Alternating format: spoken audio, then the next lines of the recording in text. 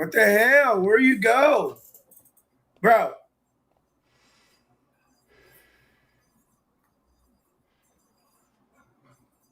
Be entertaining.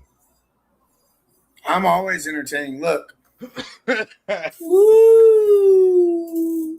Where's Iceman at, bro? Iceman. Iceman. Iceman.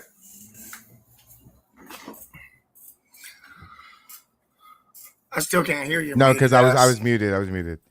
Okay, good lord. Don't make me get my motherfucking koala to come across the screen like whack, whack, whack. Where is viewer count? Can I like track this? Are we? Where's her pop out chat here? Him so cute. Pop out this chat. Can I post on like X that I'm back? Hold on a second. Jeez, Clyde ruins everything. Oh. Rylan, what up? Hey, you know what? Whose fault was last week? Your fault. Why? I don't know, just because you asked. Oh, okay. Wasn't any of our fault. Wasn't my fault. Wasn't my fault. Wasn't your fault. It wasn't my fault. It was circumstances' fault. Okay. Don't yell at me. I got asthma, bro. Don't make me come across the street. We got like we still have like 200. Texas J, what up? 200 people. Fuck. Okay, hold on. Let me see if I can. Elgato. Let's see if I can like make this. Is that good? No, that's fine. I'll just be like I think this flag is attached to his nether regions. See? Polly, can you hear me okay now? Sorry. Clyde, did you see Chris Sims got to sit down with Angela Rose? I'm gonna ignore that. What? Chris Sims got to sit down with Angela Rose?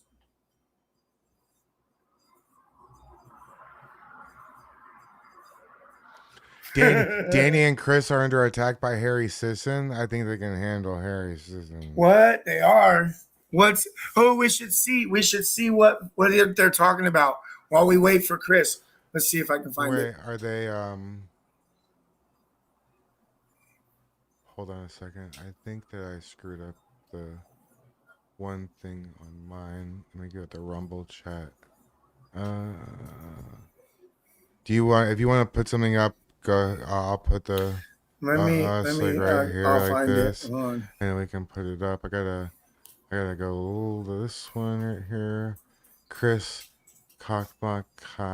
No, he didn't. Guys, I'm not gonna be hooking up with anybody like that. Come on, don't be silly.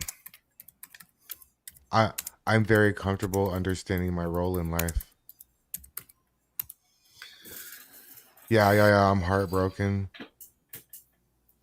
What's the drama with Chris and Harry Sisson?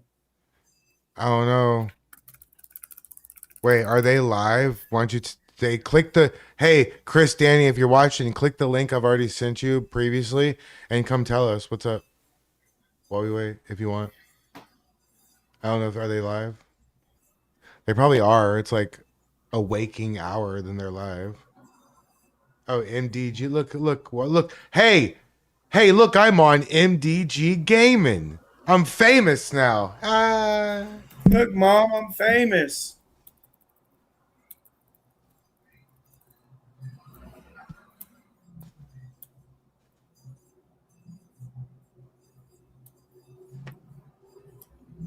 Harry Sisson is. I've never been on his page before. He's a fucking. You know what's funny? I did that during a dab hit, and he like I think I might have killed MDG. Maybe he's got. That's funny as hell. I have good timing.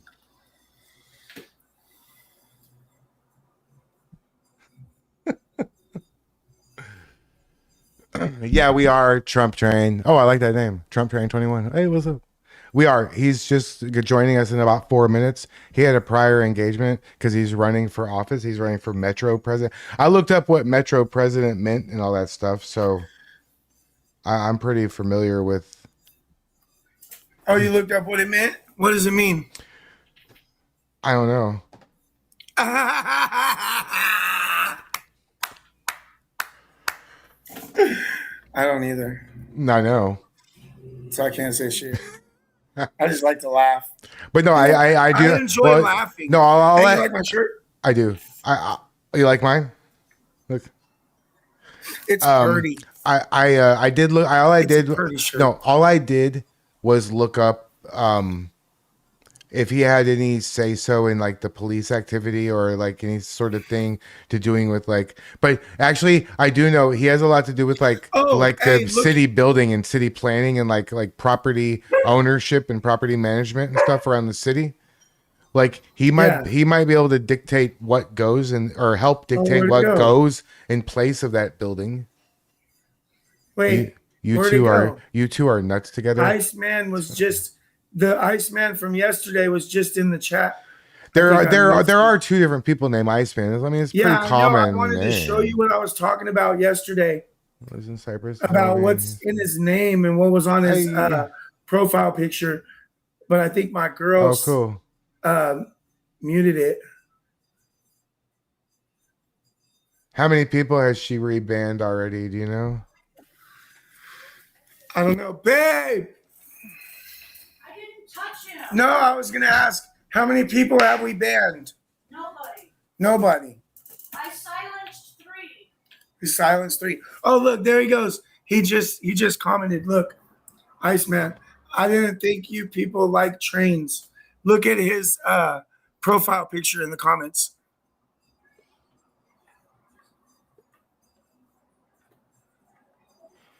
I'm scared. Why can't I go to? Okay, there we go. Hey, it's me.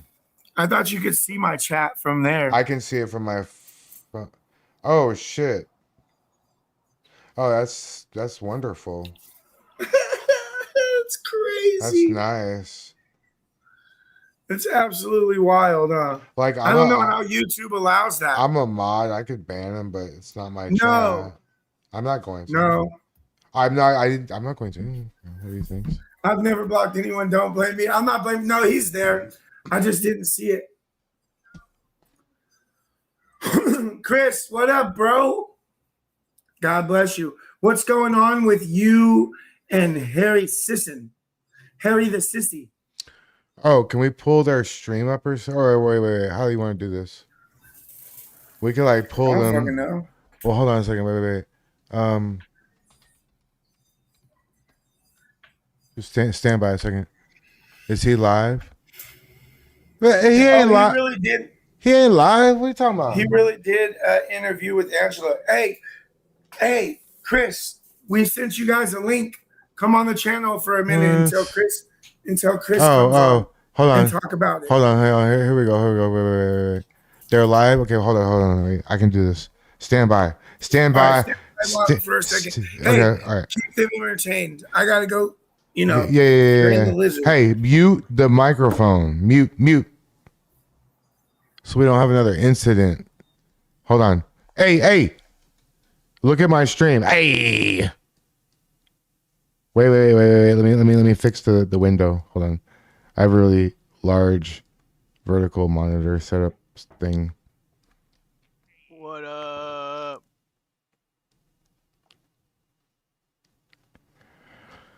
Can you hear me? Have you checked your link? I haven't checked. No, I put you guys up on my screen. You're up on Town Hall Tuesday. Hey, so what's this business I hear about you talking to Agony Climatics. So what's this business I hear? What's this business I hear about you talking to I was Angela? watching you on here. I just tuned in. I had no idea. You talked to Angela Rose, dude.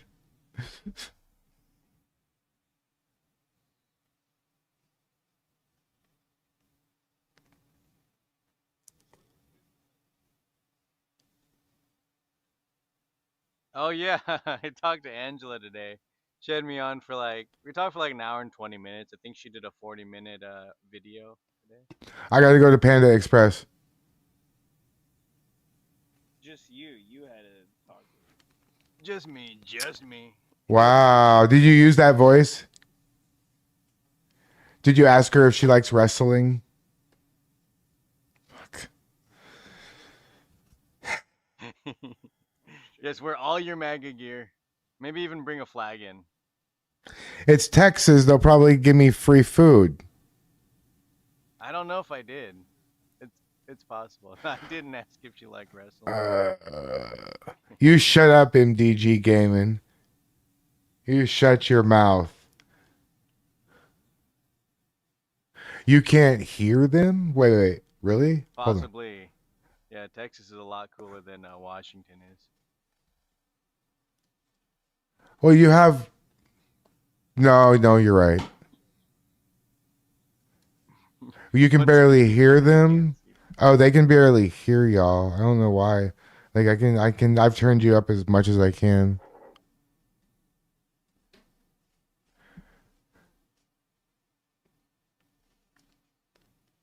Tommy went to take a Terrell Bowie. He'll be back in a minute.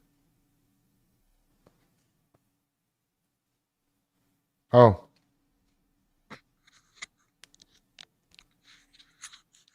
I'll hold the mic closer. Maybe that'll help.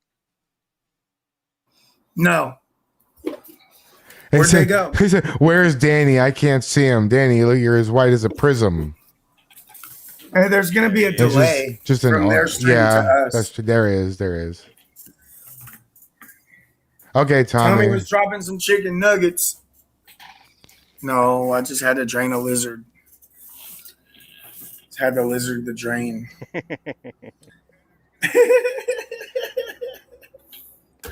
the Yeah, if the you want me, big I can guy always is jump on if you back. want me to jump on. Yep. I'm gonna put this up just because I think it's funny that she said it. Danny thought it was Monday today. I can't hear them. You can't hear them. That's. I mean, you're gonna have to go to the stream. Well, you can't hear them because you're probably only looking at StreamYards. Like pull up their Yeah, but if I watch it stream. on the stream, it's doubled. Well, pull. Oh, Dun, dun, dun, dun. I don't know, man. Yeah. Today's not Monday.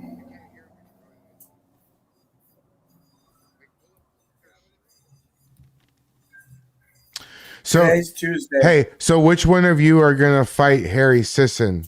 Can I watch?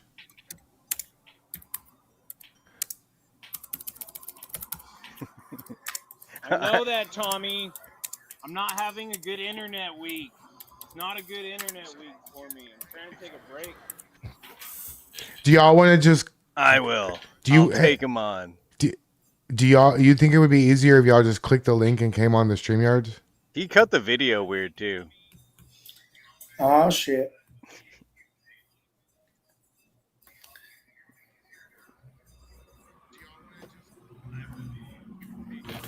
What'd you say about my mama? Don't laugh. Yeah, I'll just click the link. That's cool. It's the same link. It never changes because it's for the same studio. Click that shit. Yeah, I'll do it in like 2 minutes. I can do it. Click that shit. Okay. It's the same link. It never changes. We want to hear about your All right, give me 2 experience. minutes. I'll click that. I'll end my live and I'll go upstairs. Well, no, I'll see you you don't have guys to in a end. bit. You don't have to end your live. Just stay live. You don't got to end your live. Hey, Polly, ban this person. You don't got to end your live. No, Polly, that's the person I was telling you about before. They've been driving me crazy with like 100 different names. Just ban them straight up. Who? Okay, never mind. I don't know why I have mods. I'll do it myself. Who? Jesus, Who is dude. it? I don't know who it is. Remember I told you they had like 10 different names? Oh. Like that's the kind of person you don't respond to. You just ban them, please. We'll go. Thank you. Oh. T. Livani. Thanks for the jewels. Oh, for the MDG Gaming's a flow mod state. too. I made MGG Gaming a mod because he didn't want to be one. I think that's funny. I forced his hand. You better get to modding MGD.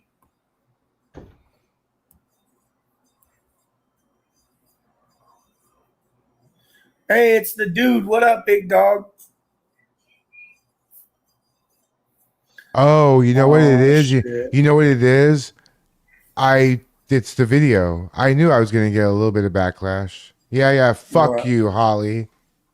Oh, Bitch. Holly's in there. No, I'm just saying like that's probably what this is. I've had an influx Thumbs of up, John. haters Thanks for today. the thumbs up. You see the link? It's just the Okay. old link. You don't you don't have to don't stop your live though. Stay live. You motherfucker, dude. Cause I send Iceman the link. When he's ready, he'll click it, it'll ding in my ear, it'll pop up here, and I'll click add. And then everything. How do I do this? I don't know how to do this. Man, I said thanks for that the is sticker. a that Oh, is we're already in this. you know, honestly, that's a hell of a 1920 Rylan, like that's like a thanks for the hand 1920s claps. mustache. We got Bro. hand claps, high fives from Rylan. Let's go. I can't wait to see you guys at the flag wave on Sunday. It's gonna be a great day. Bring all your flags. You see, like, Oh, high fives from everybody. Chief Smoke. Actually, yesterday I would have told you it's absolutely impossible for me to get Matt Morris. But today, Matt Morris followed me and we had a conversation. So, for fuck's sakes, I can't believe I'm about to say this, but yeah, maybe. Matt Morris. That'd be shout out crazy. Matt Morris. That would be crazy. But I actually, Chris Favors, Kyle Rittenhouse. I really would like probably a good idea. Climax TV, you are a jerk, but we all love you. Thank you, Griffey. I love you too, man. That's an appropriate use of super chats, guys. If you would like to insult me by use of super chat, I think that's totally appropriate. I will not ban you. Lamont said Danny and Chris, 100% cute couple with a heart. Hey, my chat loves you, Chris. I swear to fucking God, if you guys don't get mad at me, okay? I swear to God, if you guys ever like get married and don't invite me to a gay fucking wedding, I'm just gonna come anyways. Fuck you. Oh, talking about marriage. Hell yeah. You know which kind of party century? You know how nice that shit's gonna be? You don't want to fight. Tell me you don't want to go. Tell me you don't want to go. Thanks, Ed Eagle. Yeah. I would go to a gay wedding if it was Danny and Chris's. Do I only interview MAGA? I only interview people. Look, here's the answer to do I only interview MAGA? No. But my criteria to interview someone is they have to have a functioning brain. So maybe that weeds out all the liberals, you know? But if you're moderate, if you're on the fence, maybe I can talk to you. But if you're fully, completely just wacko, liberal, brain dead, how can I have a conversation with Liberals you? would never come on this show because they can't defend their. No. Well, their, they would ideology. they would disconnect. They would absolutely Hey, are we disconnect. all invited to the wedding? Answer Chris. answer carefully. Chris, we're all invited, right? MDG came in. I accept your challenge. Good luck. Climax is climaxing. What did the damn puppet say? Sounds like a TV coming. That's great. Yeah, I think Edgar got to you. I like that. That was a fun one. Hey, so Chris, could you tell us about the Harry Sisson drama? Seriously, I'm very curious. Shout out to London. I don't need the long cords. Just We love you, London. they don't need 'em. Oh my God, bro. Hey, don't you called? Here's your mic. Oh, there he is. What's up? I can hear you guys now. What up, Buttercup? How you doing, dog? Oh, there's Danny.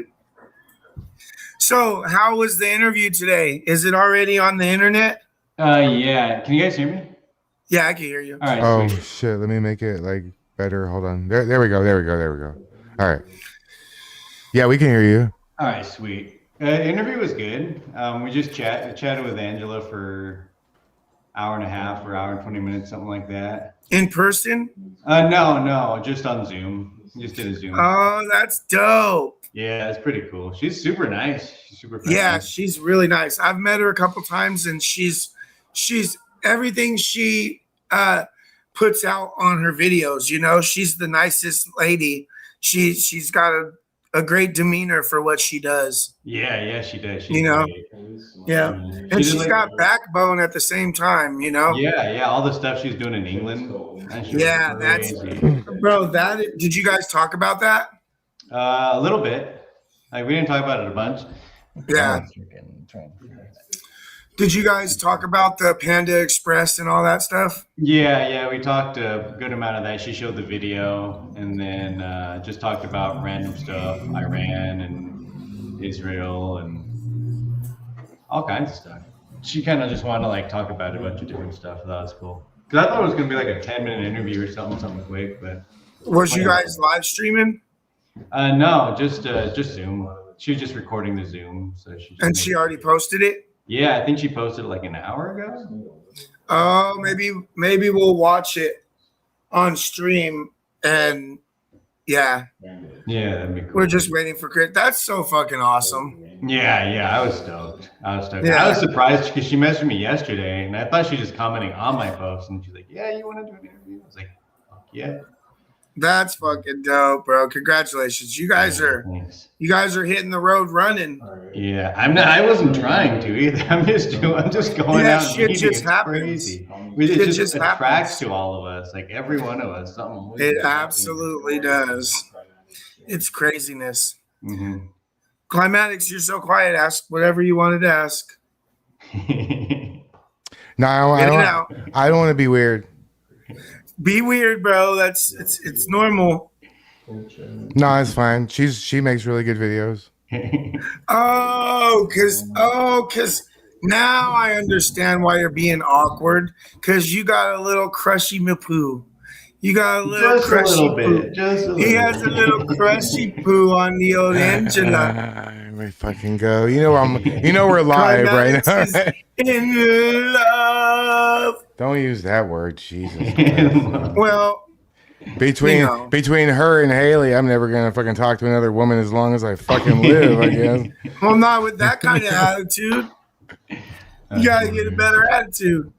Hey, I don't think Chris had the same issue because he's a taken man, you know. He's taken, so it was probably perfectly fine for him. Now I gotta fight MDG Gaming.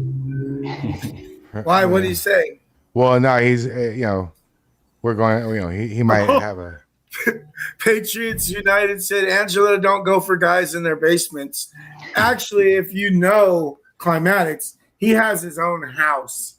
He has a whole ass arcade in his house. I do. So I don't think he lives in the basement. He might have a basement. I actually, and I live in Texas. It's a physical impossibility to have a basement where I live.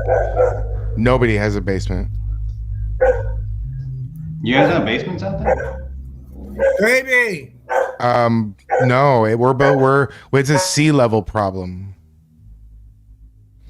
So I don't understand why why the people are making it to like 6 messages before they're like removed. Like, why do I have to stop what I'm doing and do it?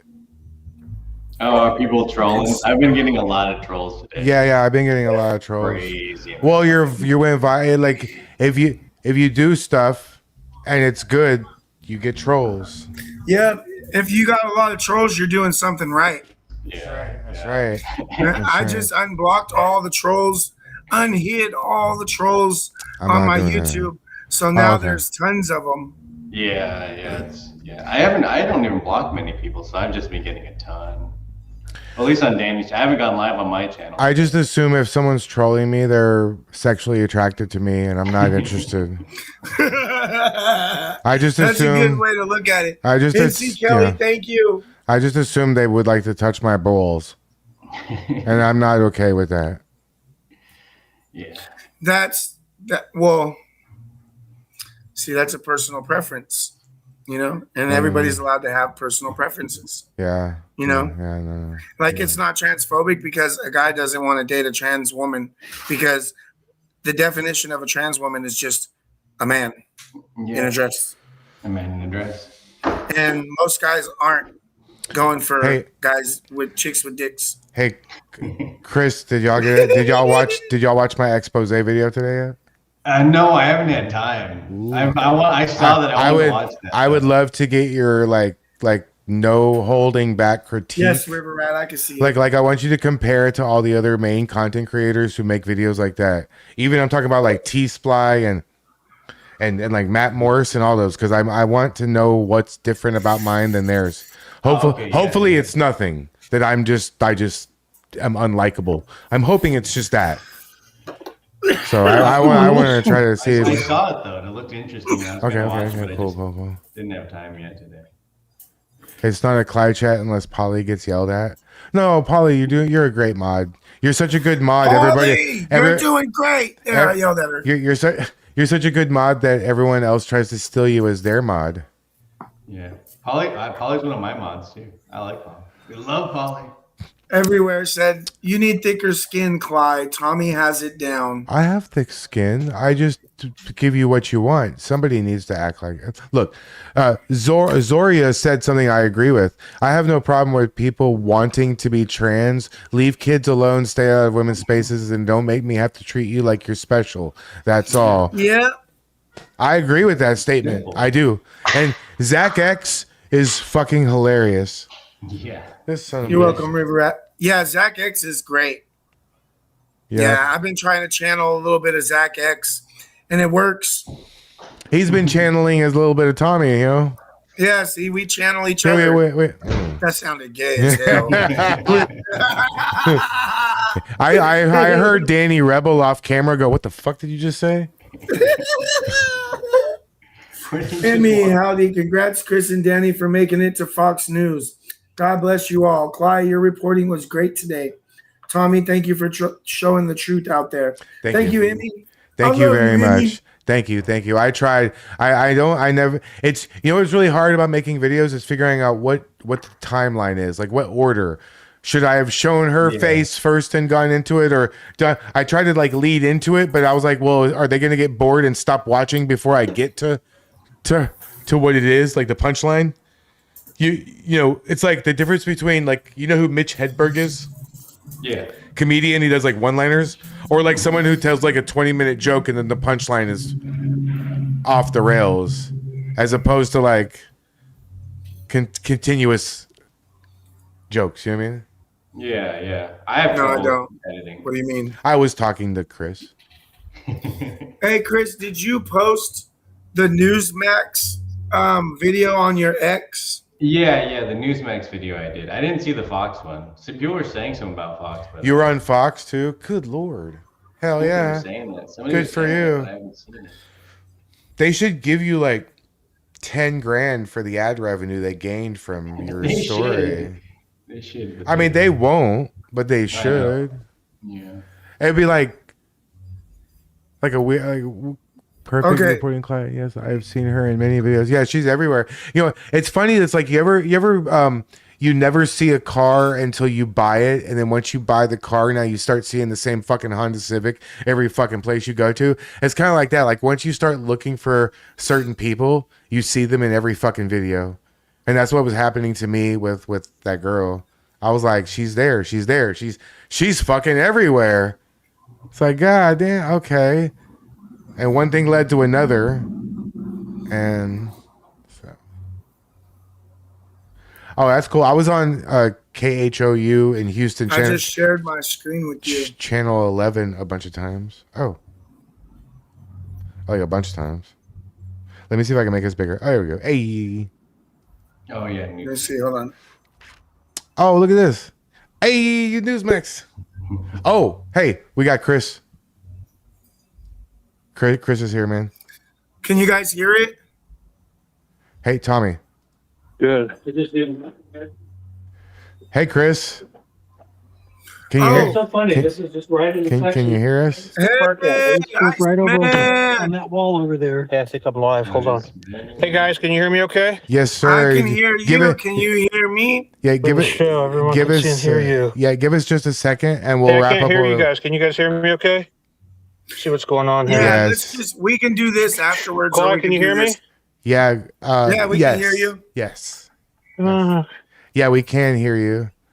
Hey, Chris, do you mind if we pick this back up when we're for done sure. with? Because Oh my he God, just get has the limited signal time. Is it together. okay? No worries. You just exit me out. I'll come back in Okay. whenever. Okay. I We. love you, Hey, Chris. if we Love don't you get. guys. Hey, like, Tommy. Hey, Clyde. What Iceman up, here, bro? trying to figure out why it's not Iceman, what's connecting. up? We can hear you and It's see connected. you. We can hear you. You just can't hear us. Maybe the sound on your phone. Turn your up. volume up.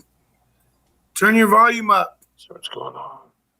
Turn your volume Here, I'm up. gonna message him. Well, I don't want to screw him up if I message him on X. Yeah, Then he has I to. don't know about you, but I'm getting no signal. Then he has to check They the can hear, X. They can hear everything. A Yeah, bunch we of people can watching, hear so you. Oh, let's see here. maybe it's because where you're at. I don't know.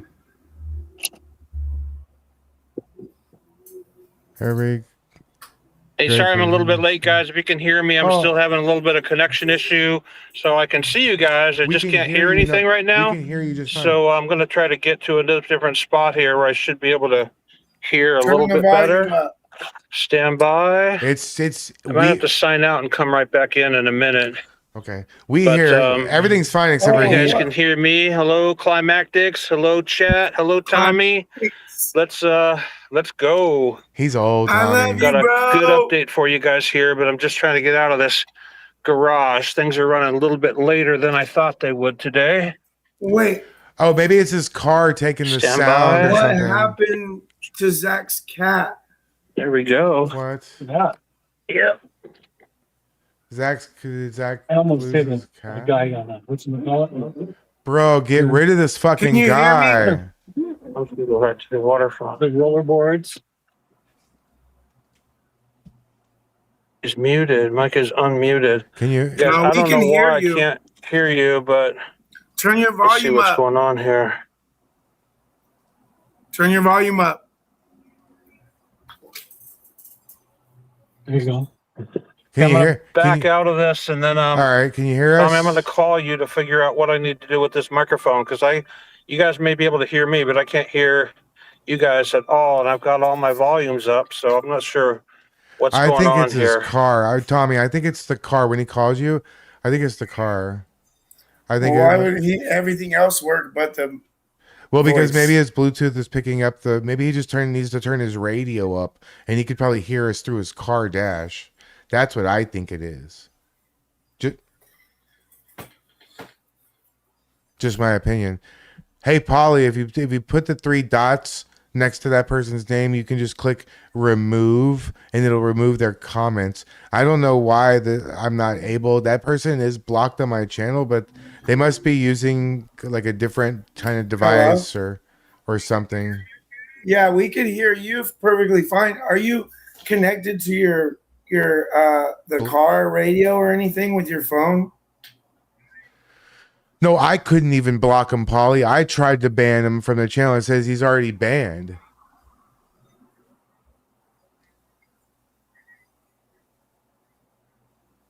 They paused the You don't account. think your phone doesn't connect to your car? It's something new. Wait, No. what? Oh, well, then it should be fine. Hey, what? Explain. Yeah, we can hear you perfectly fine and see you perfectly fine. I just don't know why you can't hear. Hey, please explain this to me, MDG, bro. What the fuck? Yeah. No, I got a crazy ass psycho dog that already bit Josh the other day. So no. No, it's fine. Yeah, I reported you can it. figure it out. Yeah, because we can hear you fine. You just can't hear us, which is weird. That's crazy. He could pull up the stream. Oh, but he's in the car though. All right, for sure. See you soon. All right, bye. Yeah, he needs a headset or earbuds. Oh, how about this? I'll do a goal. Okay, I'm gonna do a crazy goal. You ready? 10 super chats. Let's say $5 or higher. For what does it say? Like, what does it say? Like, 30 minutes. No, let's say 1 hour, For headphones. and then we will. Uh, I'll play the national anthem from memory on my trumpet. What? The best I can. The best I can. And I actually used to play for ROTC. Like, did I spell national wrong? Hold on. National. Okay. Start goal. We'll see if we get froggy or not. Oh boy, I actually can play it. It's like right over there. I brought it in here.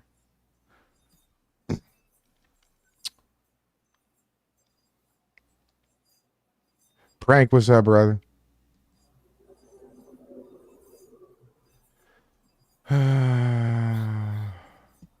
Let's all do 50 push-ups.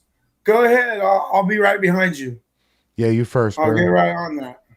I could probably do 20. Clyde just got done about to drive back home. Cool. Oh no. Let's do it, Ginger Shepherd. Thank you so much for the $5 super chat. Oh boy, what did I do? No, it's okay. I really can't play the trumpet. Tommy, start streaming COD while we wait. Call of Duty. Yeah, so I can't. so my computer will crash again. Damn, I just feel bad that we like. What do you feel bad about, Because sir? we could hear him. I'm trying to figure out why he wasn't able to hear us. It doesn't make any sense. I don't like Tommy, Forza. did you see JD delay video of him talking about getting put in jail and getting out of jail? No, I thought that was old. I think that is old. Why not prank? Hey, put some WC handy. Iceman's trying to figure out why his audio wasn't working. Thank you, Snapper, for the $5. Why don't you like it? Hey, prank. I didn't either until I made it. It has the wobbles and can't drive. It's just your settings, bro. You just gotta fuck with it, because that's why I sent you that little screenshot. It's hard to figure out the wheel. I think your wheel is good though. You just gotta play with it a little bit. Don't give up. Oh, they got you can play the Forza game today, huh? Yeah, I already had. I mean, I paid to play it early because I'm stupid. You paid to play. Oh shit, Tony P with the $5. Okay, let's go. Oh shit, Doug DeHaven, $10 super I don't got chat. $70 Let's to pay get them, for. boys. I would definitely stream Forza, but I don't got the money to pay for another video game right now. The wheel. I mean, once you play with the wheel, you'll never play another racing game with the controller. Oh no, I should have put it higher. Jim Joe, thanks for the $5.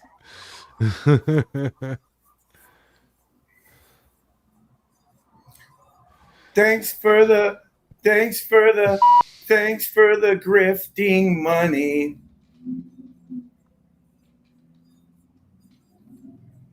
We play Warzone very, very like we play multiplayer more. Shelly Ann, thank you for the $5. Appreciate it. Yeah, we play Warzone a lot, bro. Yeah, we play Warzone a lot. I play more than them. They don't even know how much I play. Yeah. Clyde plays video games all day long. Don't tell people that. I worked hard on that video. No, the video today I worked hard. I like started early in the morning and played like all. I mean, did the editing all morning long. I played a little bit. I took a little break. I see you laughing at me, bro. I see you laughing at me, Rick. That's not nice. Don't laugh at me in my chat. So rude. I work way too much to be playing video games. I play for probably a couple hours a day at night if I can.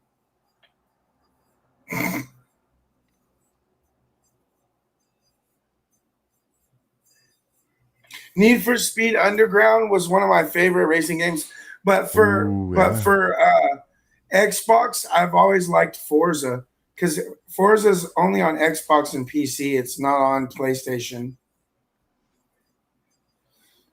Thank you, Patrick. I'm trying.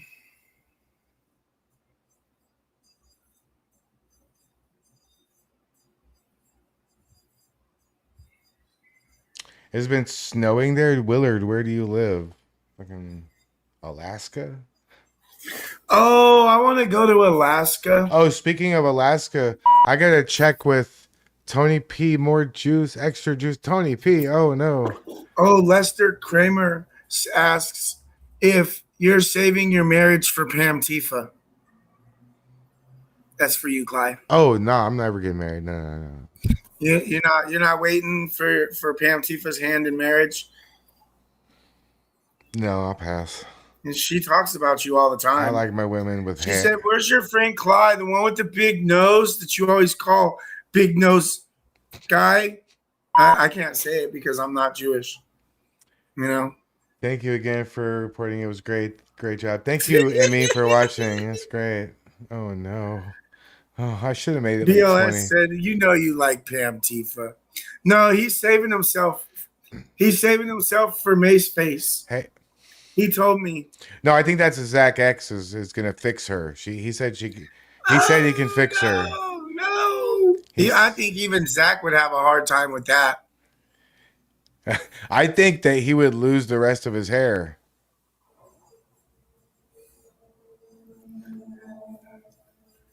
Who's the spam troll? Hey, don't be talking about my boy's thumb. I mean his head. Don't be talking about my boy Zach's head. No, I didn't call it a thumb right now. That was an accident. He's got a nice like Bruce. his head looks like Bruce Willis's head. It's a nice head. You know, I don't have a head like that. I can never shave my head. I got. I would never shave my head again. I got 3 big cracks in the back of my head from a cage match, so I had to have like big scars. I would. Oh, that shit would look dope. Like, don't touch my man. scars. I got 3 big cracks. Don't like, right touch here in my the back of my head. scars. I got lawn darted into a steel cage and I hit the middle. I hit the bar of it. Zach's big head is fucking hilarious. Patriots United. Yo, that shit is fucking. I know me and Shane were using that today, bro. I love it. I'll close it out. Bye. Tell me how come your head looked normal when they were doing the filter on the head on the phone earlier when everybody else had big heads. Mine looked the same. Damn, dog. I don't know. I don't think the filter was working when they pointed it at me. Like my face didn't trigger the filter, so that's just how my head is. I should have made it so much more. I'm so stupid. They already finished my goal. I got to play the national anthem on the Hey, temple. no, they can come and finish my goal, and then you can play it. What's your goal? 10 super chats. I already got the 10. Where's my? That's not fair. Sharing is caring. Hey, you're a grifter, bro. Hey, you're a grifter. That's fucked up. He's over there grifting. He's over there grifting and not sharing the grift. Look at that. He hit 10 super chats, and I'm only at 2. Tommy and everyone else just blatantly copies everything I do. They copy my thumbnails. They copy my format. They copy my game. They just stream what I'm streaming and call it a new stream. So who's grifting who? What? Damn, did he just go off on a fucking rant? You sounded almost liberal for a second. If you weren't wearing an American flag shirt, I'd have been like, damn, I swear you're libtard. No. Tiffany for Trump, we love you too. Thank you. Wouldn't that be the ultimate swerve that I'm Clyde Tifa? Bro, I would come to Texas and go to jail in Texas. Please do, big head. I can only do it when I'm doing. See, the thing, Tommy, is you were always out in the street in Portland. You never got a chance to hear my rants. I used to like destroy people for like 20 minutes straight and just annihilate them on my stream. Why? Because I have that ability. That's why. Why do you do it? Because you can, right? Because they're libtards. Well, I mean, it's fun. If it quacks like a duck and it walks like a duck, yeah. Clyde's rants are the best. Clyde Tifa, hell yeah, I knew it. Oh, you done fucked up now. I'm actually not even Jewish. I'm Muslim. Bro, I gotta go. Go find your goat. All right, man. Mashallah. Hey, no. English only on our streams, bro. One Sheila Ann. I'm here for you, Tommy. Thank you. $5 super chat. Only 6 more to go to hit goal. Because you are the truth teller. God bless. Emmy, thank you. Trump 2028, the Riddler. Let's go. I don't even think this is gonna sound good. So let's just do a test real quick. What does this sound like?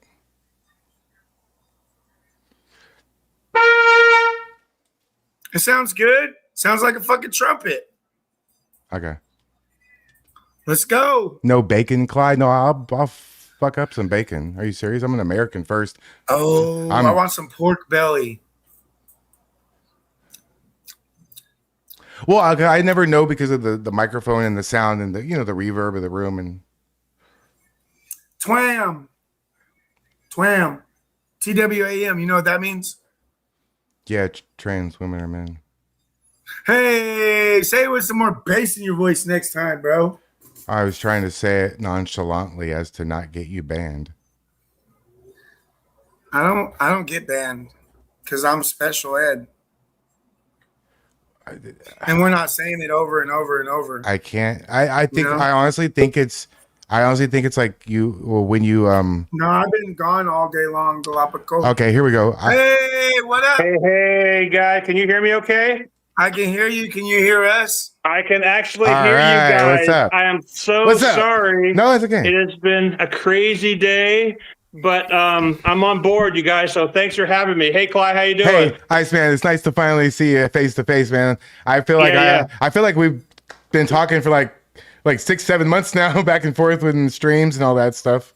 I think we have. If you recall, I got a little bit of a wrestling heritage myself, so I think we connected initially. Yeah, that's right.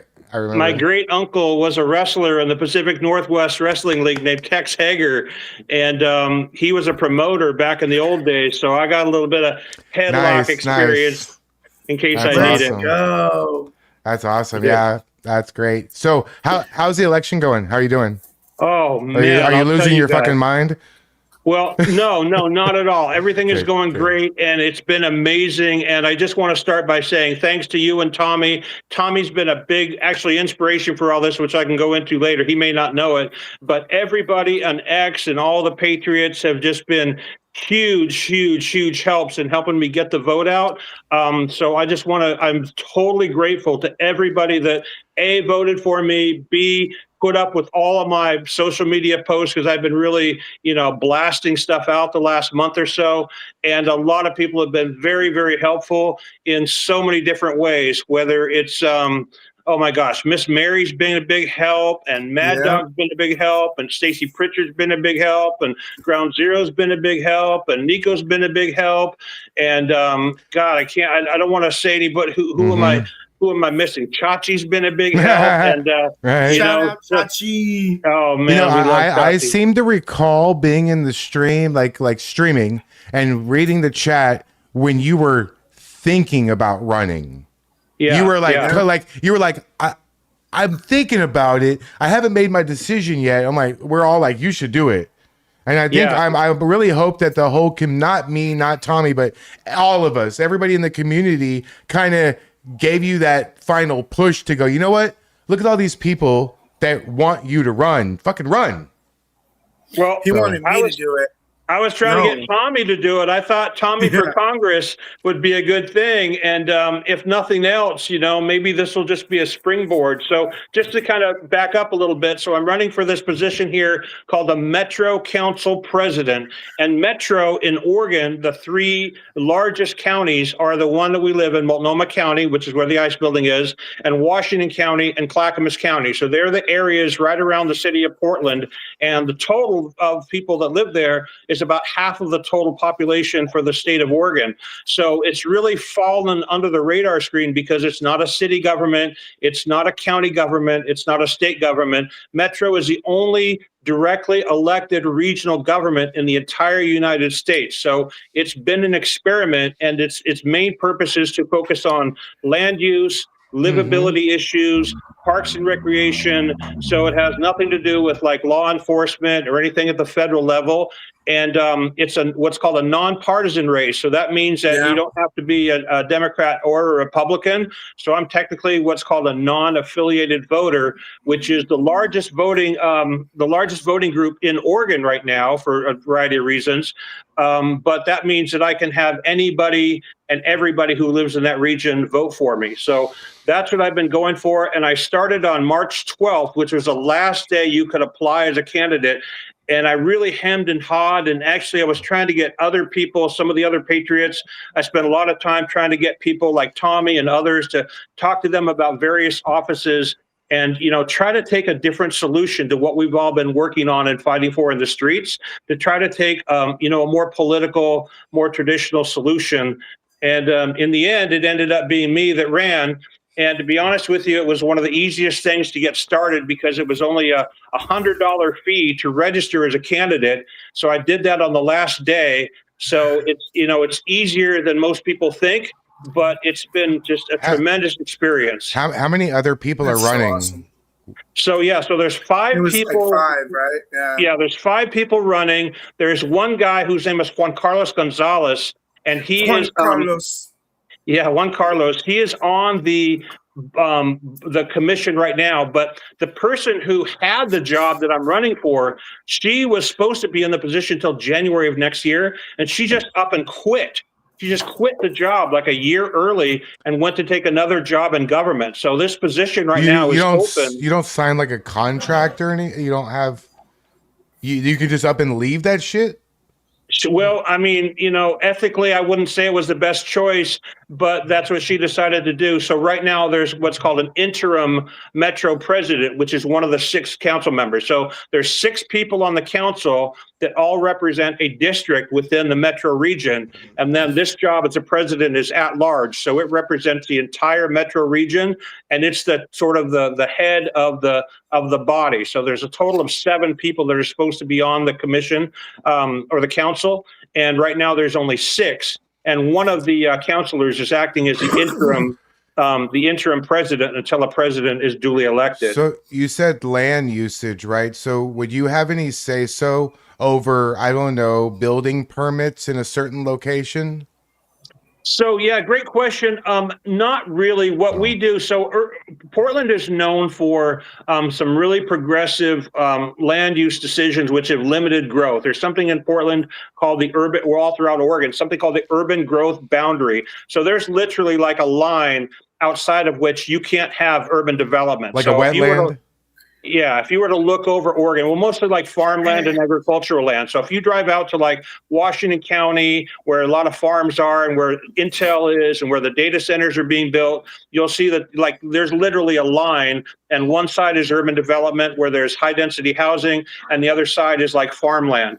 So one of the biggest issues and one of the things that's really preserved Oregon has been this urban growth boundary. And there's a lot of pressure to expand that right now for housing and for data centers. So I've been in Oregon a long time, and my whole thing is I think we only need to expand that for very, very limited reasons. And data centers isn't one of them, because data centers are taking up a huge amount of electricity and water resources, and it's driving up the prices and the affordability for families. So, there's less electricity, so they charge families more, and it's really become a type of industrial development that's out of control. So it's really what would be called urban sprawl until it's brought under control. So I've got some better ways to be able to manage that when I'm elected, and I'm going to really try to retain that urban growth boundary, because that really is what's going to retain the character of Oregon. But to get to your point, so we don't really have jurisdiction within the counties or the cities. So there's, like I said, 3 counties and there's 24 cities, including the city of Portland. But Metro does control a lot of the overreaching sort of land use and transit goals. And I think that one of the things I'd be able to do as Metro Council president is to be able to apply pressure on the city of Portland to try to do some of the things that it needs to do to to fix some of the problems. Because the biggest problem economically in Oregon right now is what's happening and what we've all seen in the city of Portland. So homelessness, open drug use, you know, a lot of the issues that we see on an isolated basis are things that need to be resolved. So I hope to be able to jump in and talk to the people that can make a difference. Yeah.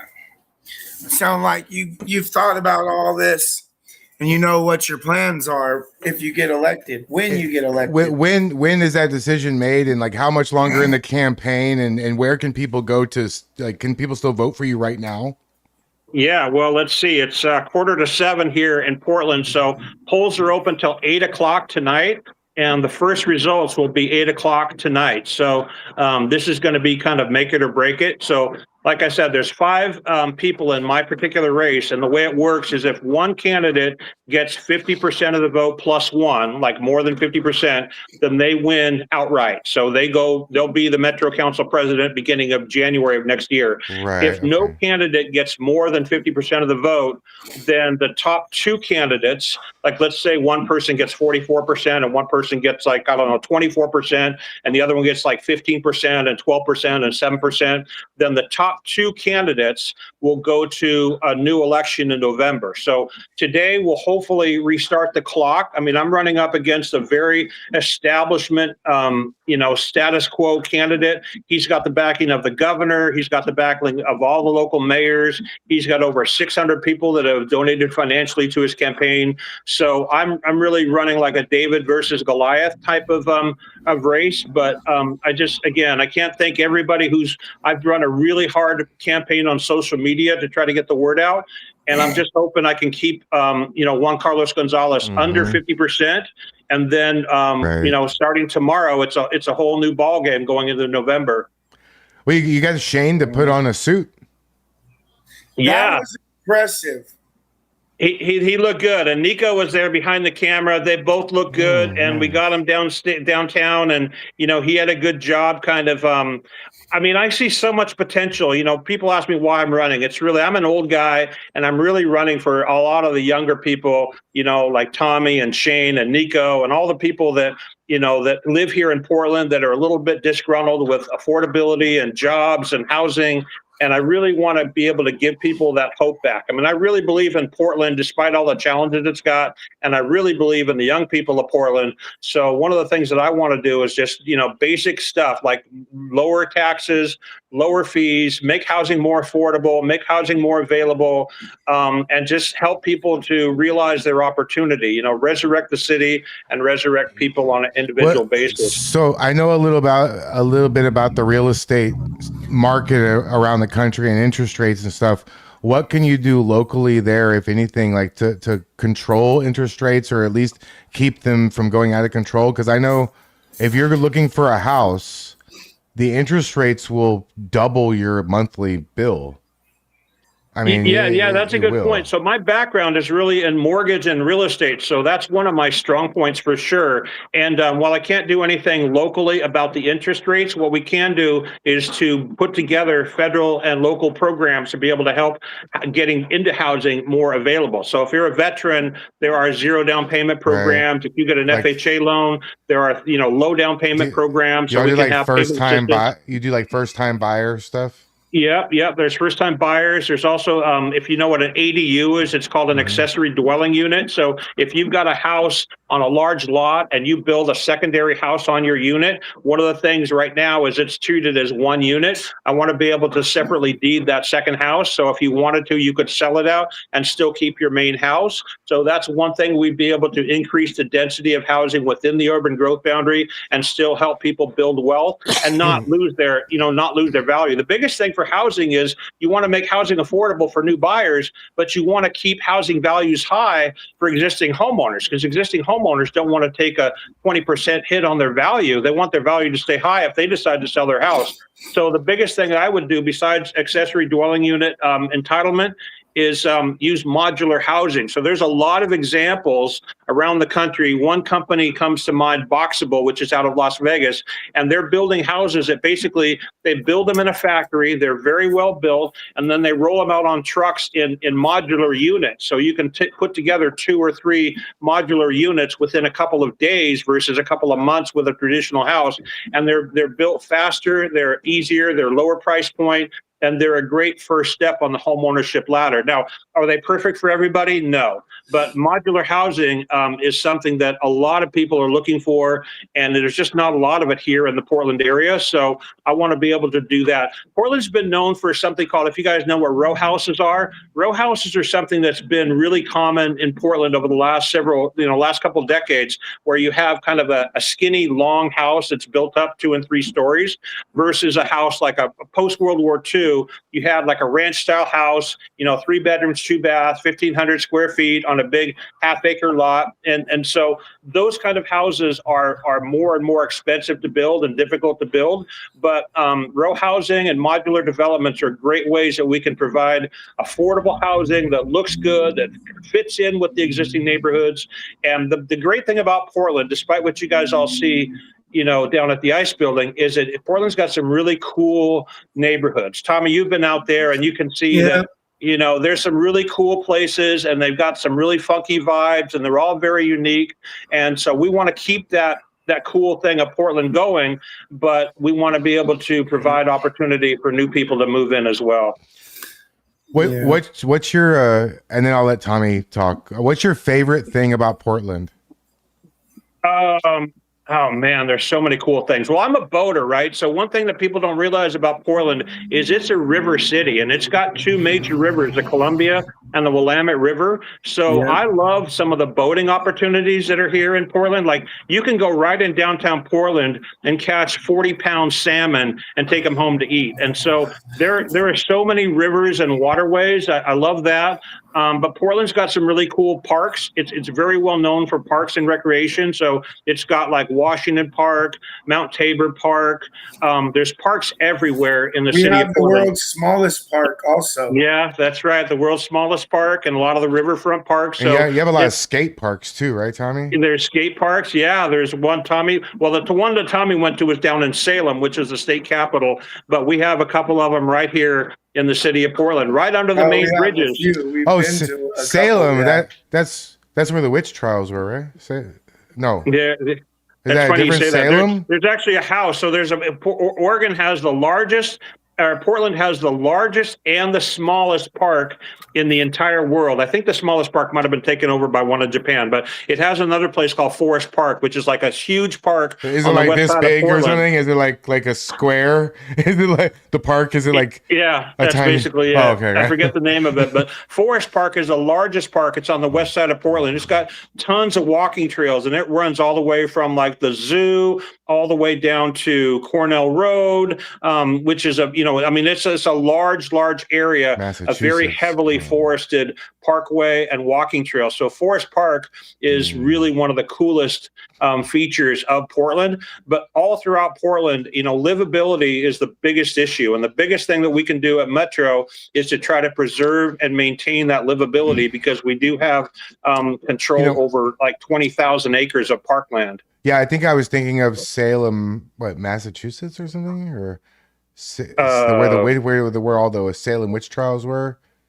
I don't know. Well, I was going to say, so Forest Park has something called the Witch House, and there's this, if you look it up on the internet, there's something called the Witch House in Portland, Oregon, and it literally looks like something out of like the Blair Witch Trials or Hansel and Gretel or something. It's this old stone house that is set up in Forest Park up in the woods, and it's this really creepy place, but it's been heavily filmed. When Tommy, so I live in Houston, right? When we have a sea level problem and we have a hurricane problem, right? Yeah. So we don't have basements. Like you can't have a basement. You dig, it's water. And so and you can't really have any sort of things like you guys. So Tommy was looking for a house, right? And so I was helping him do a search, and it's okay to say that now because I guess he found a good place, but we were looking and I found something that we could never have here. You guys literally have houses on the water.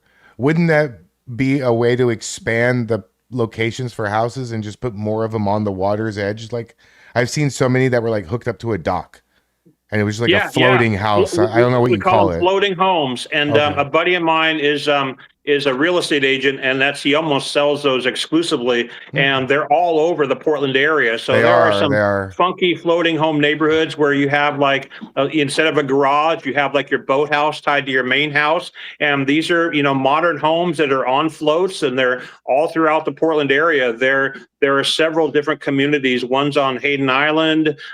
There's some on the Columbia River Slough. There's some on the Willamette River. So they're interspersed, not so much in downtown, but there are a lot of floating homes. So that would be called a, what do they call those? Alternative housing types or something. But there's thousands of floating homes, and they're super cool, especially if you're a boater. I think something's happening. I think Tommy's having a conniption. I don't know what's happening, but it looks Tommy, like. Can you hear us? No, he's on mute. He's on the phone with somebody. Anyways, he'll tell us when he's ready. So I have a question. So, are you nervous, or do no? You, okay.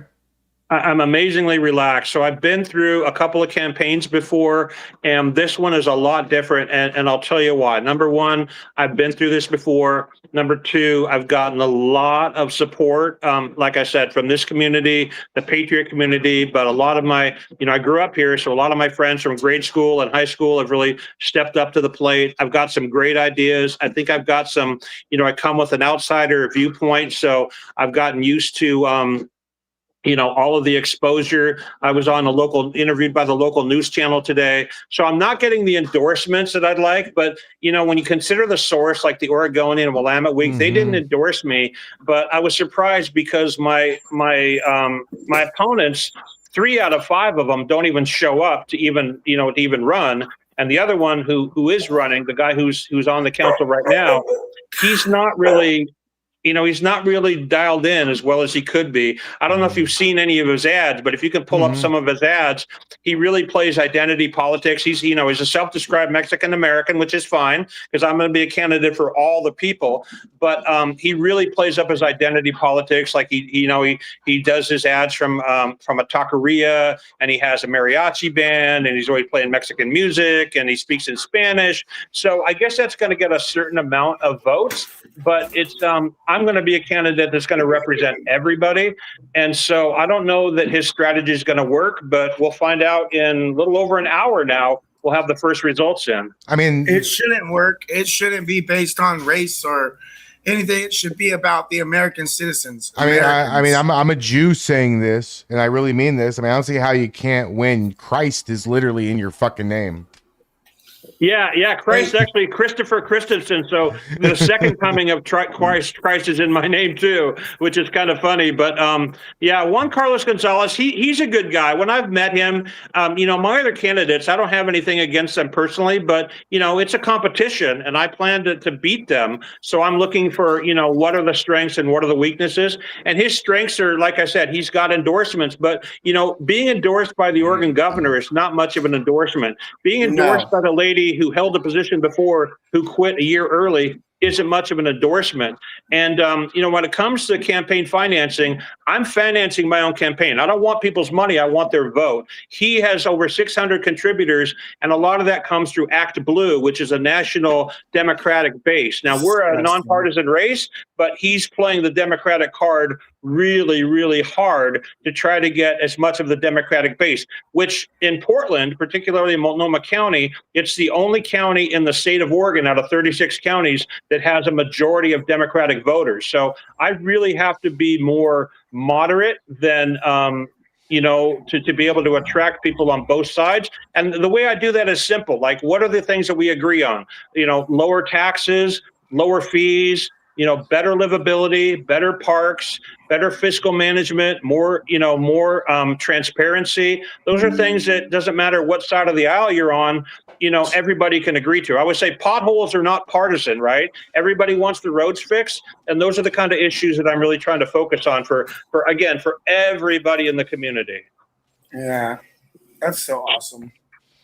Fiscal management. Do you find that even though you say that everybody wants potholes, Do you find that certain people on the other side, just no matter what you do, they just hate you still?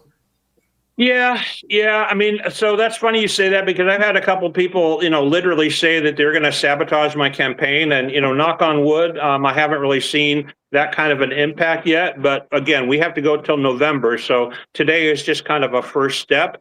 But I hope to be able to reach out to people with good ideas that make sense. And the thing is that if you vote for my opponent, he's just going to be a rubber stamp for the things that have happened. And if you look back, it's the old question in politics: are you better off now than you were 4 years ago? And most people in Portland would say, oh, hell no. We need to make change. And the only way to make change is to get somebody new in office. So I'm a little bit older. I've got a little bit more knowledge about the area. I'm much more independent. I'm much more straightforward, and pragmatic is the word I like to use. So I want to find solutions that actually work, not enabling. And homelessness is a good issue, right? So there's a tax in Oregon, which is coming up, or in the metro area, in 4 years for renewal, which it was supposed to bring in $250 million a year for homelessness.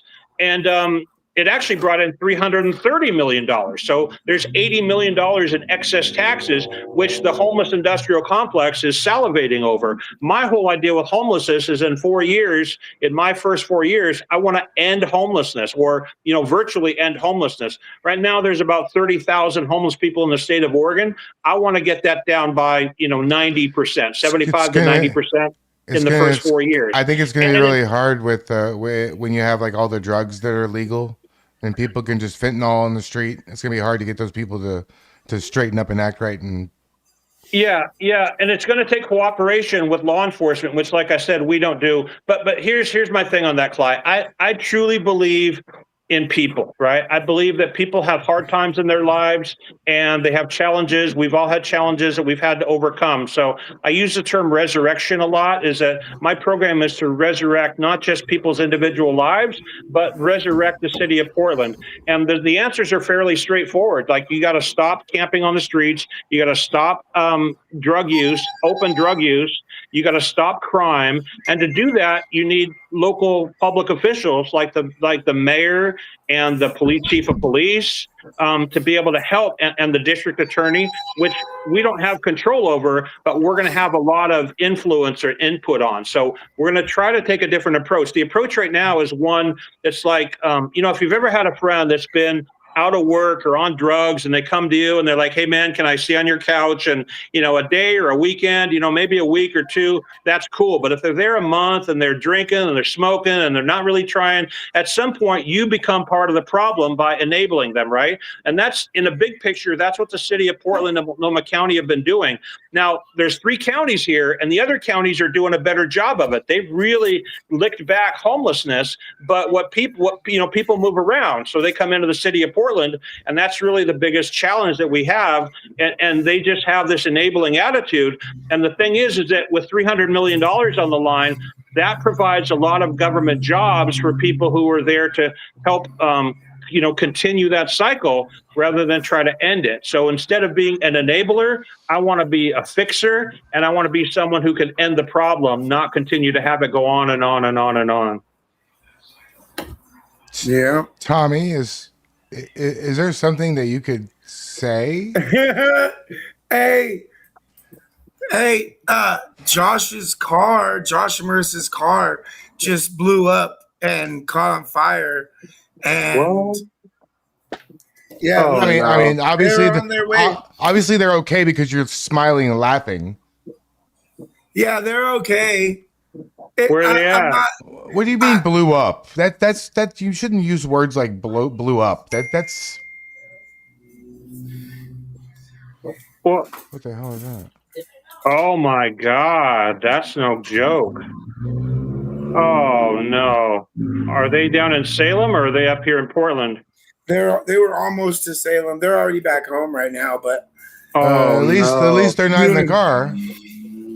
Wow, that's no joke. That's on fire. Well, it's funny because when I was driving over here to get set up with you guys, I ran into Ground Zero PDX and Nico on their scooters down here, kind of near the ice building where I'm at right now. And I'm like, hey, the street. And Ground Zero's like, who the fuck is that? And it was me. So they're out there having a good time tonight. I have something to say about the car, and it's just a joke, everybody. I'm just kidding. I've It's joked around it's too a much. it's a little ha ha ha. Now hold on. Is there any way we can figure out how to blame Pam? Yeah, it's Pam's fault. It's Pam's fault. Okay. No, Yeah. I've been saying I'm for joking, days that Pam. shit was gonna that shit was about to blow up. It was smoking and shit. I think I said it one too many It was times. like a radiator problem. What does that? I don't know, but that shit. I'm glad they're okay, but bro, Damn, that's pretty scary. bad. I hope they got insurance for that. They Chris, just paid $1,000 for that car. Like, I don't think they're too worried about it. Chris, what's the first thing you think you're gonna not? I know you probably have things that you want to tackle, but realistically, what do you think the first thing that you're gonna be able to get at least started? If you when you win, you know? Yeah. Good question. So realistically, and I'm glad you framed it that way, Clyde, because so this job that I'm in, like I said, it's a council with 7 people. It's not like the governor, but you're basically presiding over a council. So what I'd be able to do is to direct the narrative and decide, prioritize really. And there are several important issues, but I want to really prioritize what the issues are. Metro was started back in the late 70s and early 80s with some specific kind of guidelines to it and what's called a charter. And I want to, right now, they've kind of strayed outside of their lane and they do a lot of things that are outside of the original charter. So they've grown and grown and grown. And remember, this is a government level that's above city, above county, below state, below federal. So it's kind of it's like the lettuce in a sandwich. Some people like the lettuce and some people don't. And a lot of people have told me Metro doesn't really even need to exist. But for a lot of good reasons, they do need to have a regional planning body. So I just want to get Metro to stay in its lane, prioritize its finances, prioritize its duties, and to focus on the things that are really important: solving homelessness, reducing taxes, increasing housing affordability, and dealing with transit issues. They also deal with trash and recycling too, which most people don't think about, but those are some of the infrastructure things that have to be managed. And what's happened since we've had a can we recycle Pam? Yeah, there you go. Put Pam in the wood chipper. No, but the recycling is an important issue. And since we've had a setback in the economy, believe it or not, there's been less trash brought to the transfer stations. Now, if you think about it, the cost to operate those stations is kind of a fixed cost, right? For the machines and the people and the hours and all that. So when there's less people bringing them in because they pay by the load of trash, then there's less income. So you have a fixed cost and you have a decreasing income, and you've got to make up that gap. So that's a good example of something that's really a need for the region. But there are other things that Metro's gotten into that are less of a need. Now, I'm not saying they're not important, but I'll give you an example. There are 5 arts facilities like concert halls and things that are all in the city of Portland, and Metro manages those, but they're turning over the management of those back to the city of Portland next year. Now, that's something that's already in place, but I think it's a great idea because that's just the kind of thing that Metro doesn't need to be operating things at a deficit. So Metro operates the arts facilities, it operates the Oregon Zoo, it operates the convention center, it operates the expo center, and it operates 20,000 acres of parks and recreation areas. So you have to really prioritize, like if those things are all working at a deficit, there's only 2 things to do: divest yourself of the assets or come up with more tax revenue to be able to do it. That's how governments make money. They tax people or they formulate bonds. And they did a zoo bond because everybody loves the zoo. There's no doubt about that.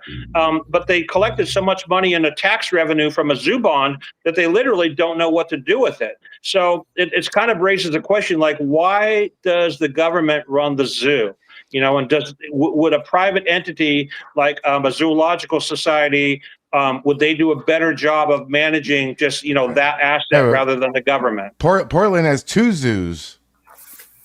The real zoo and then the one down at that corner. Yeah, exactly. There's another zoo. Well, you know what's And funny is that corner got me active, and then talking to Tommy and some of the other people got me to the point of running. But the nice thing about this particular job is it doesn't really have anything directly to do with federal oversight or ICE or law enforcement or anything like that. But I hope to be able to focus on livability issues and to try to resolve some of those things that are going on one way or the other. Hey, what's up? So, as I know you don't have any say so as far as like the rights of any like buildings, like the permits or anything like that, but would you have, I guess knowledge? Would you be in the know about like if they were to get rid of the permit at an ice building or put something else there or tear it down and make a park right there? Would you know about that sort of thing, or are you completely out of the loop when it comes to anything related to that area? I'm trying to involve you, man. I don't know. No, good question, good point. So yes and no. Like I said, we don't have any direct control. So we Metro provides kind of general guidance in terms of land use and the types of land use that needs to exist. But what's funny about that building is it seems to have already, I mean, we don't see as many cars coming and going, so I don't even know if it's being used in the same way it was being used 6 months ago. But the biggest issue for me, you know, you look at Nico and look at Shane, they go down there to try to clean up their neighborhood and try to clean up the vandalism and the graffiti, and they get assaulted, right? And yet at the same time, you know, they're not, you know, the city or the county is not doing anything to clean up the graffiti because they're politically aligned with, you know, with these protesters. And I think that's totally wrong. The city needs to be more neutral in that situation, regardless of the. Is there any sort of like grants or any sort of money that could help pay for that sort of thing for the citizens to do that? Yeah, well, that's a great question because both the city of Portland and the county have resources to be able to clean up graffiti. They have whole teams that do that. And in downtown Portland, they do that on a regular basis, but they're not sending anybody down here. They've just completely capitulated to Antifa, and they've given up that, you know, 1 or 2 or 3 city blocks over. As you can see, there's been graffiti and vandalism there that's very offensive, right? Kill this, you know, kill that, you know, F this, F that. When people drive by there, when they're on their way to the restaurants or they're on their way to the South Waterfront, I mean, it's a stain on the city. It's a stain on the county. And while it might not have any real direct impact, you know, the government would say, and they think it's, you know, First Amendment rights and all that, it really does have an impact. And it's something that I think just points to the weakness in the city government that we have. So we might not have any direct influence over that, but I'll definitely be able to be, you know, get on a soapbox and maybe convene a, you know, some kind of a, you know, some kind of a group that can look into that in terms of the livability of the city, because that's I mean, other than that happening down there, that is a beautiful growing area. The South Waterfront has been an area where they're talking about building you know, a major league ball field, and there's, you know, there's hotels, there's restaurants, there's beautiful, you know, walkways along the water. It's a beautiful area, except for that 1 or 2 city blocks, which, as Tommy knows, can be very dangerous for certain people in certain conditions. And that shouldn't exist in the United States. Well, if you ever need an ambassador of skate parks, Tommy would love to be the king of that shit. Yeah. You know what I was thinking? I want to try to get a few patriots together and go down to the ice facility with some white or tan paint and go and cover up all the graffiti at the ice facility, like on the walls and on the wood. You know, I'm sure they would be fine with us doing that. Well, you saw that Pam actually complained to the city when Nico went and tried to do that. And I'll tell you a quick story. So this is actually national. Directly on the ice building. I'm talking about all the shit that's directly on the ice building. Yeah. I'm sure they would let us come and paint over it for free, you know? Yeah, but what would happen the next day? Good. I mean, they would cover it. They would re-tag on it, but it would be the point, you know? Yeah, so that's a great point. Nico and not Tina Kotex and I actually contacted the people that were on that trolley one time a few months ago, and we went down there and got their permission to go down and clean up the thing. And we cleaned up the entire the entire train station at that time. And it wasn't, less than a couple days later that they had gone back in and re-tagged everything. So we did that, and it became sort of futile. And then it went from being futile to being just downright dangerous, because then people came over and attacked us and they wouldn't let us do it. And it led to other confrontations. So I'll give you an example just to kind of sidestep that. This is National Safe Boating Week, so everybody should wear their life jackets when they're out boating. But I had some information from the National Safe Boating Council that I wanted to go out to the parks and the boating ramps to give out to people about wearing your life jacket and being safe around the water. And I couldn't just do that. I had to go to Metro, and I had to get a permit, and I had to go through a committee, and it had to get approved. But there's a process, right? And so the whole reason that I'm running for this office is I was tired of, fighting people in the streets and not getting anywhere, except to see, my friends get hurt. So that's why I wanted to try to, step back and take a political, approach to this as best as I could.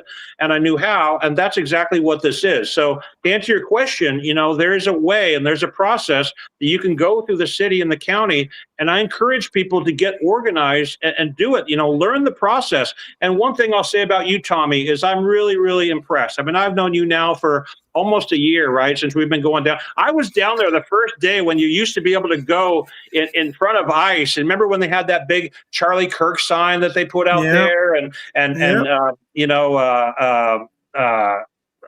Katie Davis Court was out there, and Honey Badger Mom was out there, and all the old timers were out there just kind of watching what was going on. And I remember that day that you got in that scuffle with that guy and everything that happened. And so we've been around, but I've seen you evolve. When I see you, talk to these people and they bring up these arguments, you've got to the point where you really, you can outthink them. That's what Charlie Kirk did. He always had a rebuttal that was logical and that made sense. And when you're dealing with people on an emotional level, they don't want to deal with that. They want to attack you, or they want to attack your argument, or they want to call you names. And that really, I think the best thing I've seen you do is just to be able. Well, not only are you incredibly brave in the way you've handled yourself, you've really learned a lot, and you've learned a lot about how to dispel those arguments and to make sense and to try to help people understand that there's a good side and a bad side. But some people just don't want to listen. Yeah, I've learned to match energy. I'm not so aggressive up front like I was in the beginning. In the beginning, it was different for me because I was just learning, and I was way more like aggressive, and not like physically aggressive, but just like my voice and my words. And I've learned to try to calm down and actually like talk instead of argue. You know what I mean? But Absolutely. I mean, you're doing things like you're feeding the homeless with pizza, and you guys go out and have patriotic flag waves at other locations. I mean, the thing that really stopped me from going down there is I could not stand Richard and Spider Mike, who I think are reprehensible cretins of people, and burning the American flag. Now, I get it. It's part of their First Amendment right, but it just really pushed me to the point where I didn't want to even literally be around that anymore. So they might think it's cute and fun, and within there, but it's really bullshit. It's really, it's un-American. It's a bad way to approach things. It's not solving anything. And if any of those guys are out there, I hope that my door will be open to them when they're ready to have a reasonable discussion. I mean, Mike and I are, have some things in common. He has diabetes. I have diabetes. He's an old dude. I'm an old dude. So we've got things in common, and I'd like to think that we have. Well, I don't know about this, but we have some things in common, and maybe that would be a good starting point rather than focusing on the name calling and the flag burning and the violence. None of that stuff is going to go very far and make any sense. No. I don't know if you know this, Chris, but I actually called Portland police about you.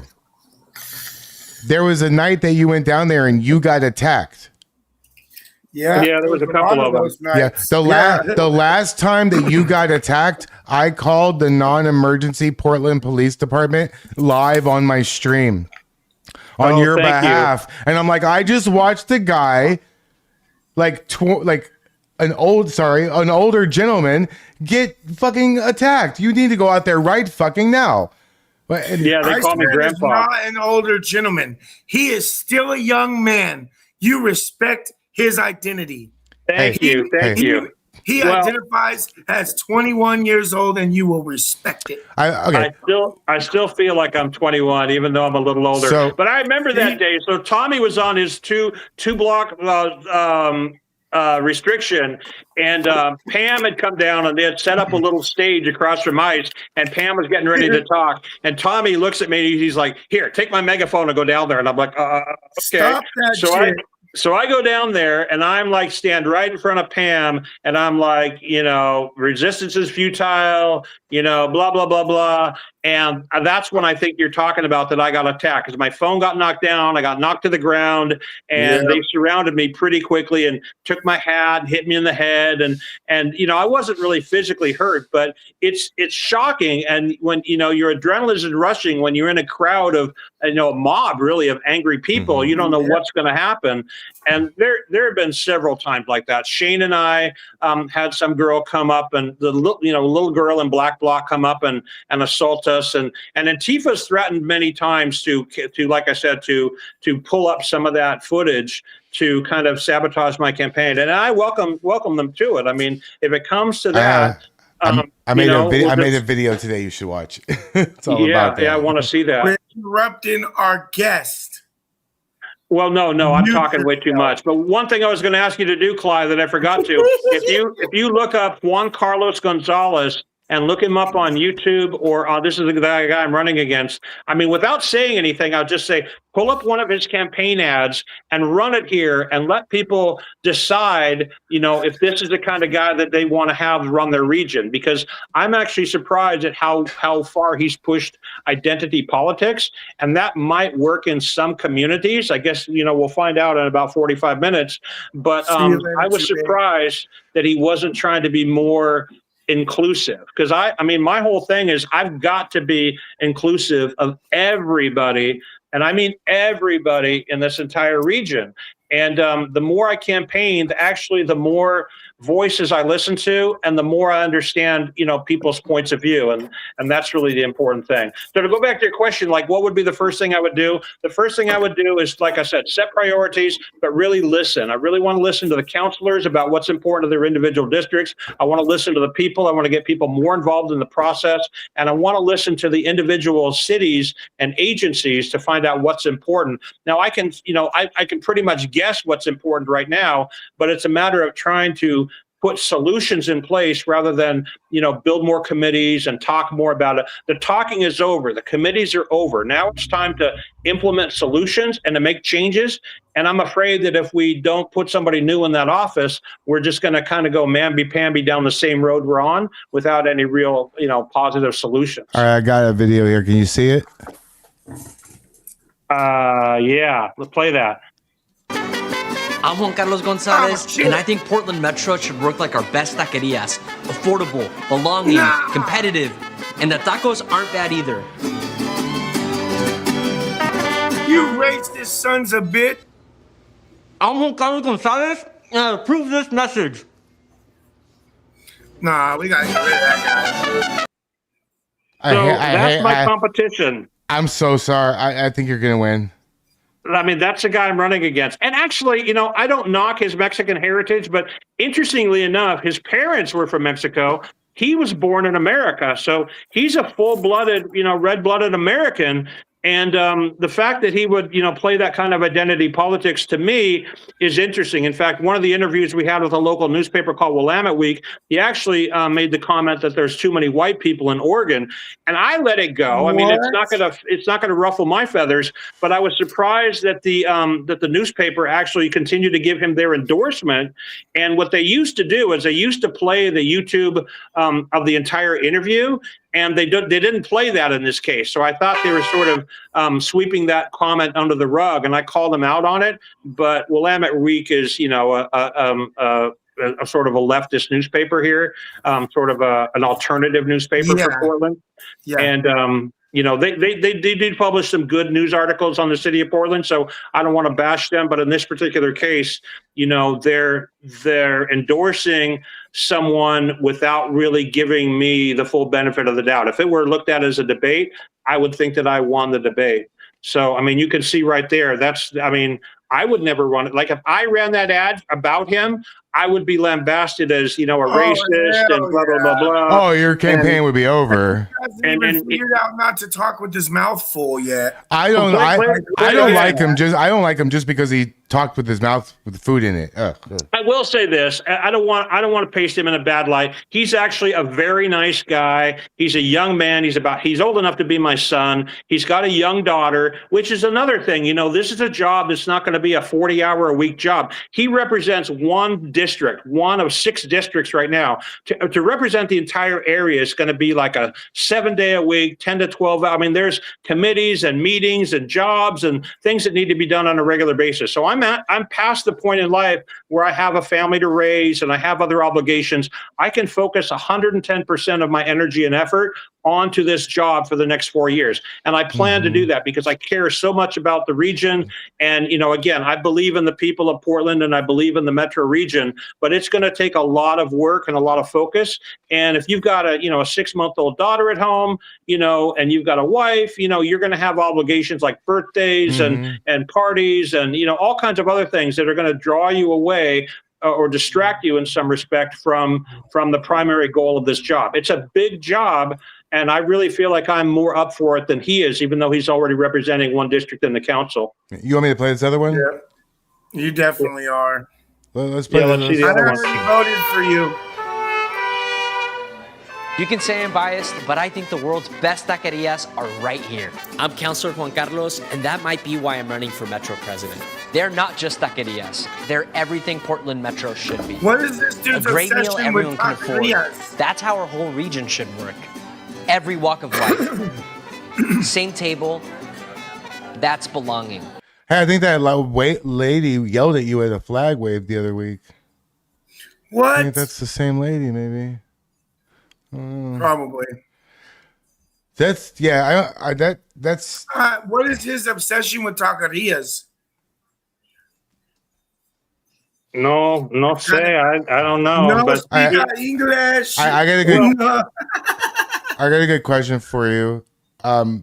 You haven't been doing the campaign for a couple like 6 months, maybe? No, not even that. I started March 12th. He started September 11th last year. What have you learned since you started? I've learned that there are a lot of important challenges. I've learned that people in this region are at their wits' end in terms of affordability, which directly relates to taxes and fees. But at the same time, people in this metro region have an incredible resilience. They have a unique character of just being, Portland is a totally cool place to live. It's got great neighborhoods, but people are stretched. They're stretched on their housing costs. They're worried about their jobs because the economics of the region have seen jobs and companies go away. Business owners are really having a struggle because they have high costs and fees, and they can't really rely on the police in many cases to provide the law enforcement and security that they need. So just overall, while there's a lot of challenges, like I said, there's a lot of hope. And, I'm very optimistic that I can get in and fix that. But it's going to take a lot of cooperation, and it's going to take, a different direction than the direction we're on. The direction we're on is kind of, let's go the same path and basically let's tax people more and let's spend more money on a problem that we're really not solving.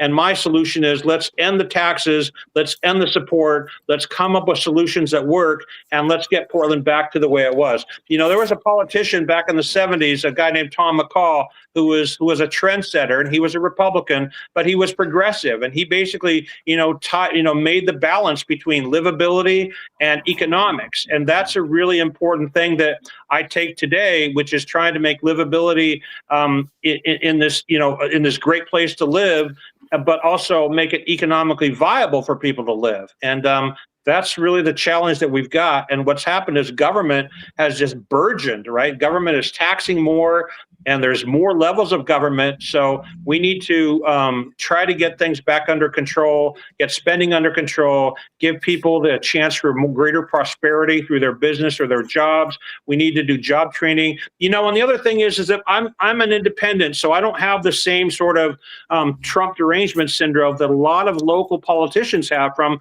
the federal level on down. And it's really hurting the region because they don't realize that things like, the Trump accounts and no tax on tips, no tax on Social Security.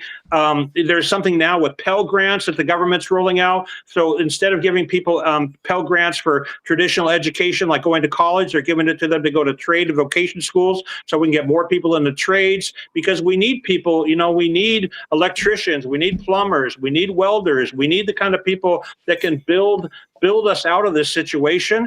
And those are federal programs that we should be promoting. When it comes to immigration, every city here in Portland, because we're a sanctuary state, they're like, oh, let's hide you. Let's give you money to hide, and you can all live in your houses, and you don't have to go to school or work, and we'll bring your groceries to you. What they should be doing is saying, hey, here's the legal path to citizenship, and we're going to try to help you go back to your country with this money to be able to help you to start the process to come to America legally. And Tommy, you said this a million times, and I share this viewpoint, is we love immigrants. We have no problem with immigrants, but to have somebody come in here illegally and to take a position, or a number of people, take positions, it hurts our education, it hurts our workforce, it hurts our housing, it hurts us in just as many ways as it helps us. Now, I'm not and it rewards criminal activity.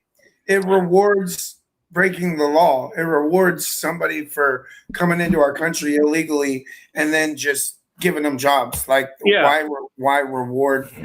Yeah. Right. Yeah. And to have the people that make the laws break the laws, how much sense does that make? Yeah, exactly. No, I don't think you should. Honestly, it's probably a controversial opinion, but I don't think you should be not born in America. I think you should have to be born in America, an actual American citizen, to be in any kind of governmental office. Yeah, so that brings up a really good point. And I go back to what I said earlier about you, Tommy, is I've really watched you grow in how you articulate your ideas. You're still, knockout Tommy 2.0, and we love that side of you. But when I see you talk to people on a reasonable basis, you come up with a lot of, very common sense ideas. And one thing about this job, and any job in government, right? Like, there's specific things that the city does at the city level. There's specific things the county does at the county level. There's specific things that the state does at the state level. There's specific things the federal government does at the federal government level. And Oregon is one of the most independent states. When the Constitution was formed, just in a nutshell, it said the federal government's got this much, latitude on how people run their lives. The state governments have much more latitude on how they run. And Oregon has been unique in so many different ways. Love it or leave it, sanctuary policies is just one example where, it's up to the states on how they run that. But what I don't want to do is I don't want to stay outside of my lane and start talking about law enforcement or federal government or those kinds of programs unless I can implement them at the regional level, because my job is to focus on regional politics, regional housing, regional land use, regional transit, regional, waste recovery. We need to build a bridge across the river. We want to be involved in that. And there's a lot of important things that Metro President can guide the discussion on, and also not get it distracted by other things that take time, effort, and money. Yep. We're getting close. If people want, be quiet for a second. If people want to check out the results and keep track of everything, is there a website they can go to and see what the results are?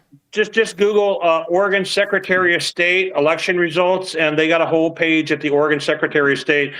So what'll happen is the first results come in at 8, the second results come in at 10, the next results come in at midnight, and then they're not going to have results until I think Friday. Gotcha. The election results aren't official for another 2 weeks. So because we're a mail-in vote state, so everybody that mailed their votes in today, those still have to be counted. So there's going to be more and more votes coming in. So what I'm Cool. looking for today Nice. is I'm looking for those initial numbers, and I don't need to win, but I can be in first or second place as long as the first place guy, Juan Carlos, I'm assuming he'll be first place. I don't know. Maybe I'll be first place, hopefully. But if he doesn't get more than 50% of the vote, then it's a whole new ball game, and I really have to restructure for November. So it's going to be a whole different approach after today, depending on the results of the primary. I got an ignorant question from someone who doesn't live in your state. Is there that many Mexicans for his technique to work? Is there that much of a Hispanic population? There's a very big Hispanic population in Portland. Yeah, I would agree with what Tommy said. Whether it's big enough, I don't know, but it's double-digit percentage, right? So, and it's not just Hispanic; it's immigrants overall. I mean, there's a very strong immigrant culture in Oregon, and that's what's great. I mean, it makes our city vibrant. It makes our city and community great. But when you start to segregate people out by their identity politics, whether it's Hispanic Americans or Asian Americans or BIPOC Americans or LGBTQ Americans, I mean, you start to, you're pitting people against one another. And, we all, again, I'm going to say it again, everybody needs to work together. And I'll give you an example. A friend of mine has a very successful film business here. He rents out film and cameras to people that come to Portland to do like television or movies, right? He was involved in an Academy Award winning or Academy Award nominated for Best Picture movie recently called Train Dreams. And he runs some very successful business here, and he's really challenged. But the film and television industry has a lot of creative people in it that come from very diverse backgrounds, and I'm a big supporter of that kind of business because in old Tom McCall things, his motto was "Welcome to Oregon, now go home." Well, if we can get film and television production companies to come to Oregon and do their filming and use our great locations and use our great talent and use our great business resources and film a great television show or a series or something for Netflix or Amazon or a feature-length movie, and then when they wrap that pursuit, they go home, right? They take it back to Los Angeles or wherever they're from. Now, Oregon's in competition with places like New Jersey and Austin, and obviously Canada and obviously Hollywood, but we can bring in a significant amount of film and television business. So that's something I want to grow, that kind of business. Another business that's really successful in Oregon is tourism, right? Tourism is huge, and we have some amazing hotels and restaurants and local things that people come to. Believe it or not, Portland is still it's a highly desirable location for people to come to. So what we need to do is we need to beat down that reputation that, hey, it's unsafe or there's a lot of drug use. We need to fix that so that more and more people come here because again, because it is unsafe and there is a lot of drug use. Yeah, but if you go to the outlying areas and you stay in some of there's so many nice hotels and there's so many really cool parts of the metro area in particular that you're right that there is problems, but it's also really cool. And there's a very cool counterculture vibe. There's a very active music scene. I'm an old dude and I went to a Led Zeppelin concert, which was a Led Zeppelin tribute at a place called the Get Down a couple weeks ago. And it was seriously like one of the best concerts I've ever been to. If anybody sees Legend Zeppelin come to their city, check out Legend Zeppelin because they are amazing. Actually, Portland, Oregon is a staple for professional wrestling too. Portland, Oregon pro wrestling goes somebody up. Oh, nice. Facility. Portland, Oregon wrestling goes way back to the 70s. Did they? You want to cut to that? Let me see. You guys want? What do you want? Why don't you put it up? Why don't you put it up? Said somebody got cuffed. You're not even paying attention. I am. I was listening. I'm very. I was talking about Tommy. I was talking to Tommy. No, I'm paying attention. I see you. I can multitask. Hey, this fucking. You want to talk about wrestling? I can do that all day long. Portland wrestling. Don't say that. When I was a kid, it was a huge thing.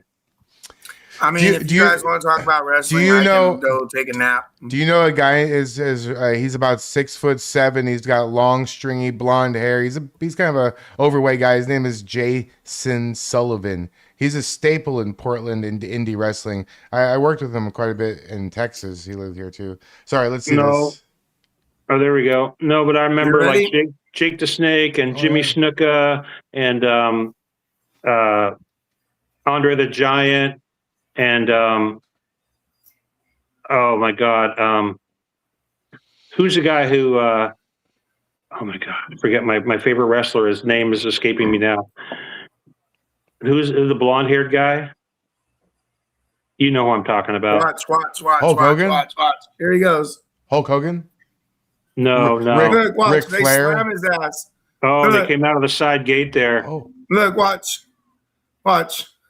Oh, well. Bam! Damn. Oh, where did that come from? Get 'em, This was right now? Get him, boys! Yeah. Yeah, it was just right now. Where are those cops? Where have they been for the last 9 months? They came out of the Get 'em, side gate there. boys! Well, the guy was doing something on the gate, so they've. I would say that ICE has really changed their tactics, and they've been a lot less aggressive than they were last summer. Would you agree with that, Tommy? But Yeah, they still have their limits. Less people out there, but they still have their limits. Yeah.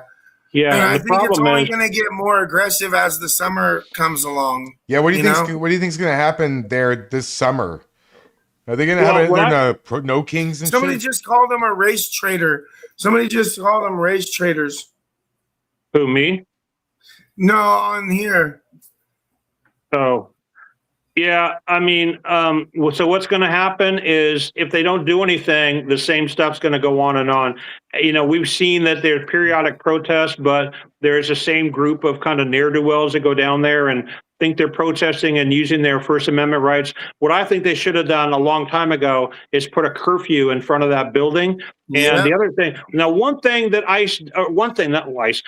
Metro does is we control affordable housing dollars. And one thing, there's been a lot of waste, fraud, and abuse that's been uncovered in Portland lately in affordable housing. So they're paying these executives big money from taxes to go to Hawaii, and yet they're not filling up the units that they have for people to fill up.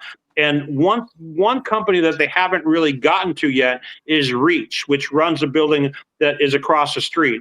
And we know some people that live in that building. And while it's a great building and I've been inside of it, the fact that they don't enforce the laws around their building for loitering really has contributed to the problem. So we just need to get people who are already in a position to do something, to do what they need to do, rather than to say, oh, well, I agree with this political position, so I'm going to turn the other cheek and I'm going to let them vandalize and ruin and assault people and take shelter in my area when they're not really protesting. And that's going to at least be, called attention to.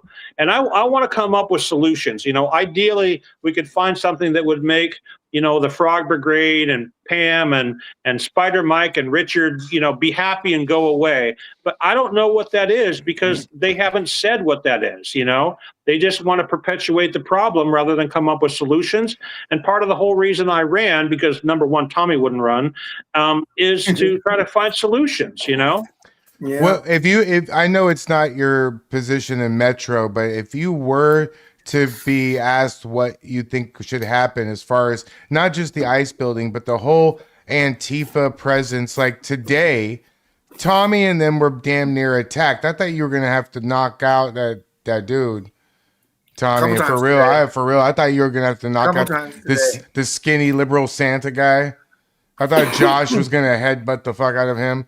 What do you do about not just the ICE building, but just the presence of all these anti-American clowns who seem to not be even allowed to, for a moment, have somebody that thinks differently than them?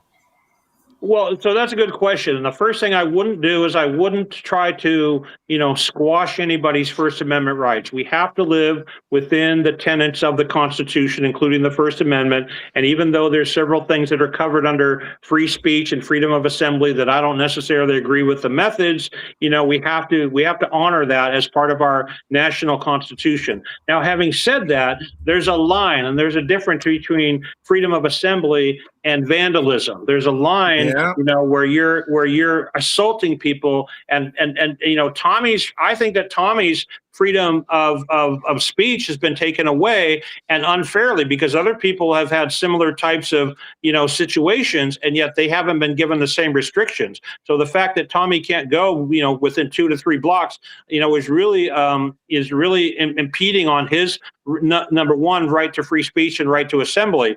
Now, whether that's good or bad, I don't know. Whether Tommy wants to hire a federal civil rights attorney, I don't know. But I will say that, again, I've got to stay in my line at Metro, so I'm going to focus on things that I can do to make it a great place to live and to reduce taxes and increase livability. But I'm really disappointed that the feds haven't come in, whether it's Pam Bondi or Kristi Noem or Kash Patel or any of those people haven't really come down with any solutions. They've just kind of let Portland sort of, stew in its own misery.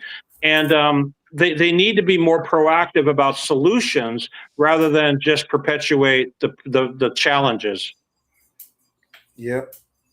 I mean, why can't they send down the graffiti crew that they send downtown to clean up graffiti over to, Bond Street? Why can't they? And I've talked to people who work like at the new Tesla facility. I've talked to people who, live in the apartment building. I've talked to people who know the guy that has the auto shop across the street. Obviously the school had to shut down. I mean, they've had some significant impacts there. While at the same time, the chief of police says, "Oh, there's nothing to see here. It's only one city block." And the whole city. ICE. Yeah, It's the whole crazy. Democratic. Yeah.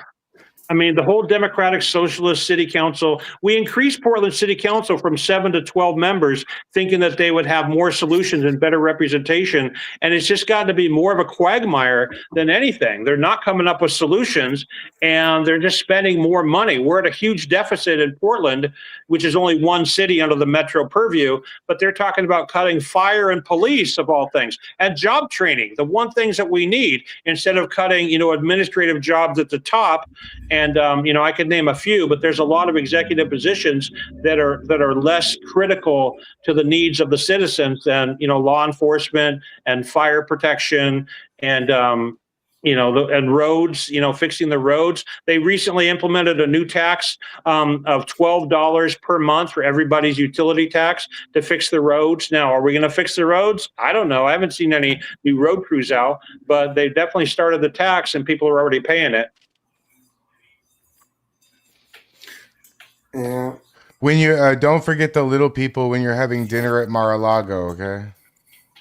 Yeah, I've never been to Mar-a-Lago, but I used to live in Florida, so I know it well. So I want to get you out of here before the turn of the hour so you can pay attention to your results, because I know you probably got a setup. I'm so tired right now, too. No, so I've been out and about all fucking day. Okay, so Chris, final thoughts. What do you want people to know about you and about the race and about just your goals for Oregon? Just what, like, if you want to say something, floor is yours. So it's a marathon. It's not a sprint.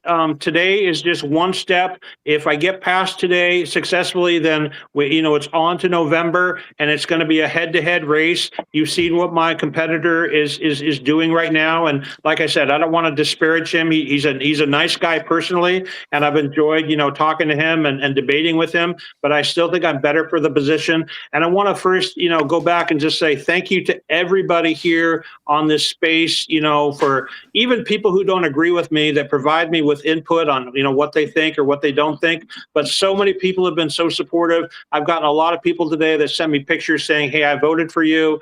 And a lot of people here have more influence than they know that they have. So you might not live here in the area, but you might know somebody or have friends or people that you talk to on X or Facebook or Instagram. So we got to keep that momentum going. It's going to be a whole new ball game as we go into November. So I'm just gonna, we're just gonna keep the pressure on and try to make Portland a great place to live again. I was gonna say before we go, and I don't mind if we stay till 8, but I know you guys want to cut out because we'll know the initial results will be made in like 10 minutes. But do you have any questions from the chat? Anybody in the chat want to ask any questions, Clyde or Tommy? Let me see. Any questions? Any questions for Iceman?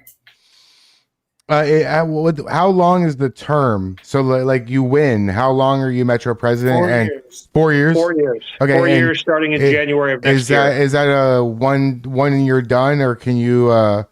You can rerun, so you can run a maximum of 2 terms, so it'd be a total of 8 years. Okay, my chat wants to know, did you know? Yeah, did I know? I do know. Yes, I do know. He knows. We knew that well, question no, was I, coming. How can I not know? Knowing Tommy, how can I not know? I can imagine. I can imagine how much of a personal, struggle it is to keep everything straight. You must have extreme organizational skills to run for this sort of thing. Is it hard to run for this?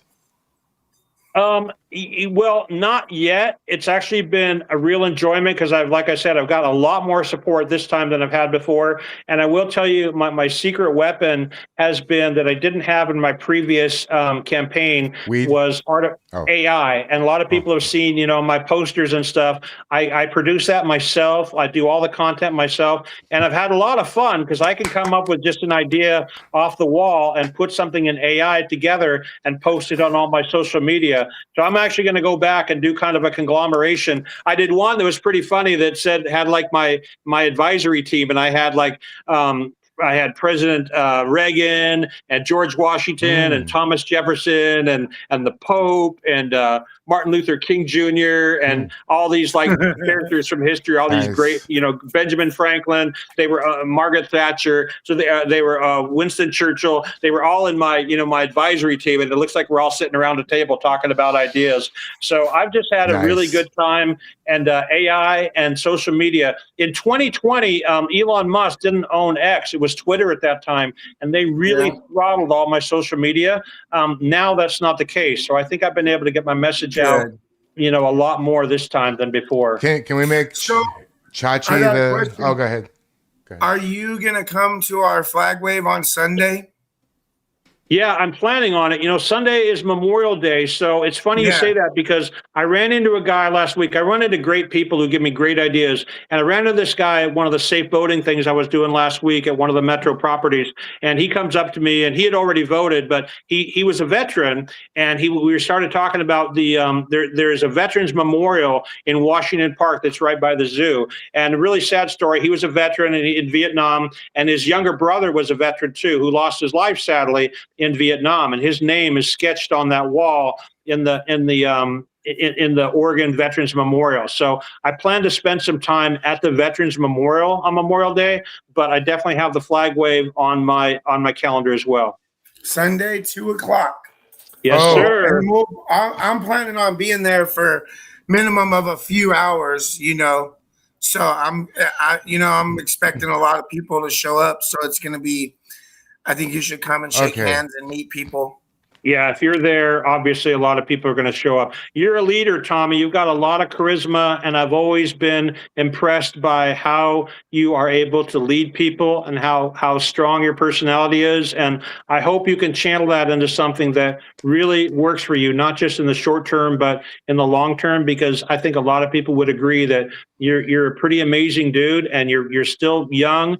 And I hope that, what you're learning now is something that will benefit you for the remainder of your life, and you'll find a way to really channel that where it really makes you and your wife and your family happy. You're a great dude. Thank you. I'm learning every day I learn more and more, you know, so that's all I can ask for. We've had a few moments. I've had to extricate you. I've had to pull up in the Batmobile and pick you up from. I remember one time down by the park, I had to pick you up, and you had like 50 keepers trading you, and they were just about to pounce. And I'm like, get in. You're like, no. And I'm like, get in. You're like, okay. And we got you the hell out of there. We needed to. Oh, I hate the feeling of them feeling like they won, that they're making me leave. You know, so it was hard for me to get past my pride and like my you know, fuck these people. But at the same time, my safety should come first at this point because we know they want to cause bodily harm. I have a weird question. As someone who's not Tommy and just like an onlooker looking on, what's it like being out there when he's being attacked? Is it like like the temperature changes and a whole show starts? Like, what's it like watching him? It's weird for you because it's you, but I wonder what it's like being someone else watching you. I'm like everybody else, like I'll be at home on the couch and I'll turn on YouTube and there'll be Tommy with this mob chasing him.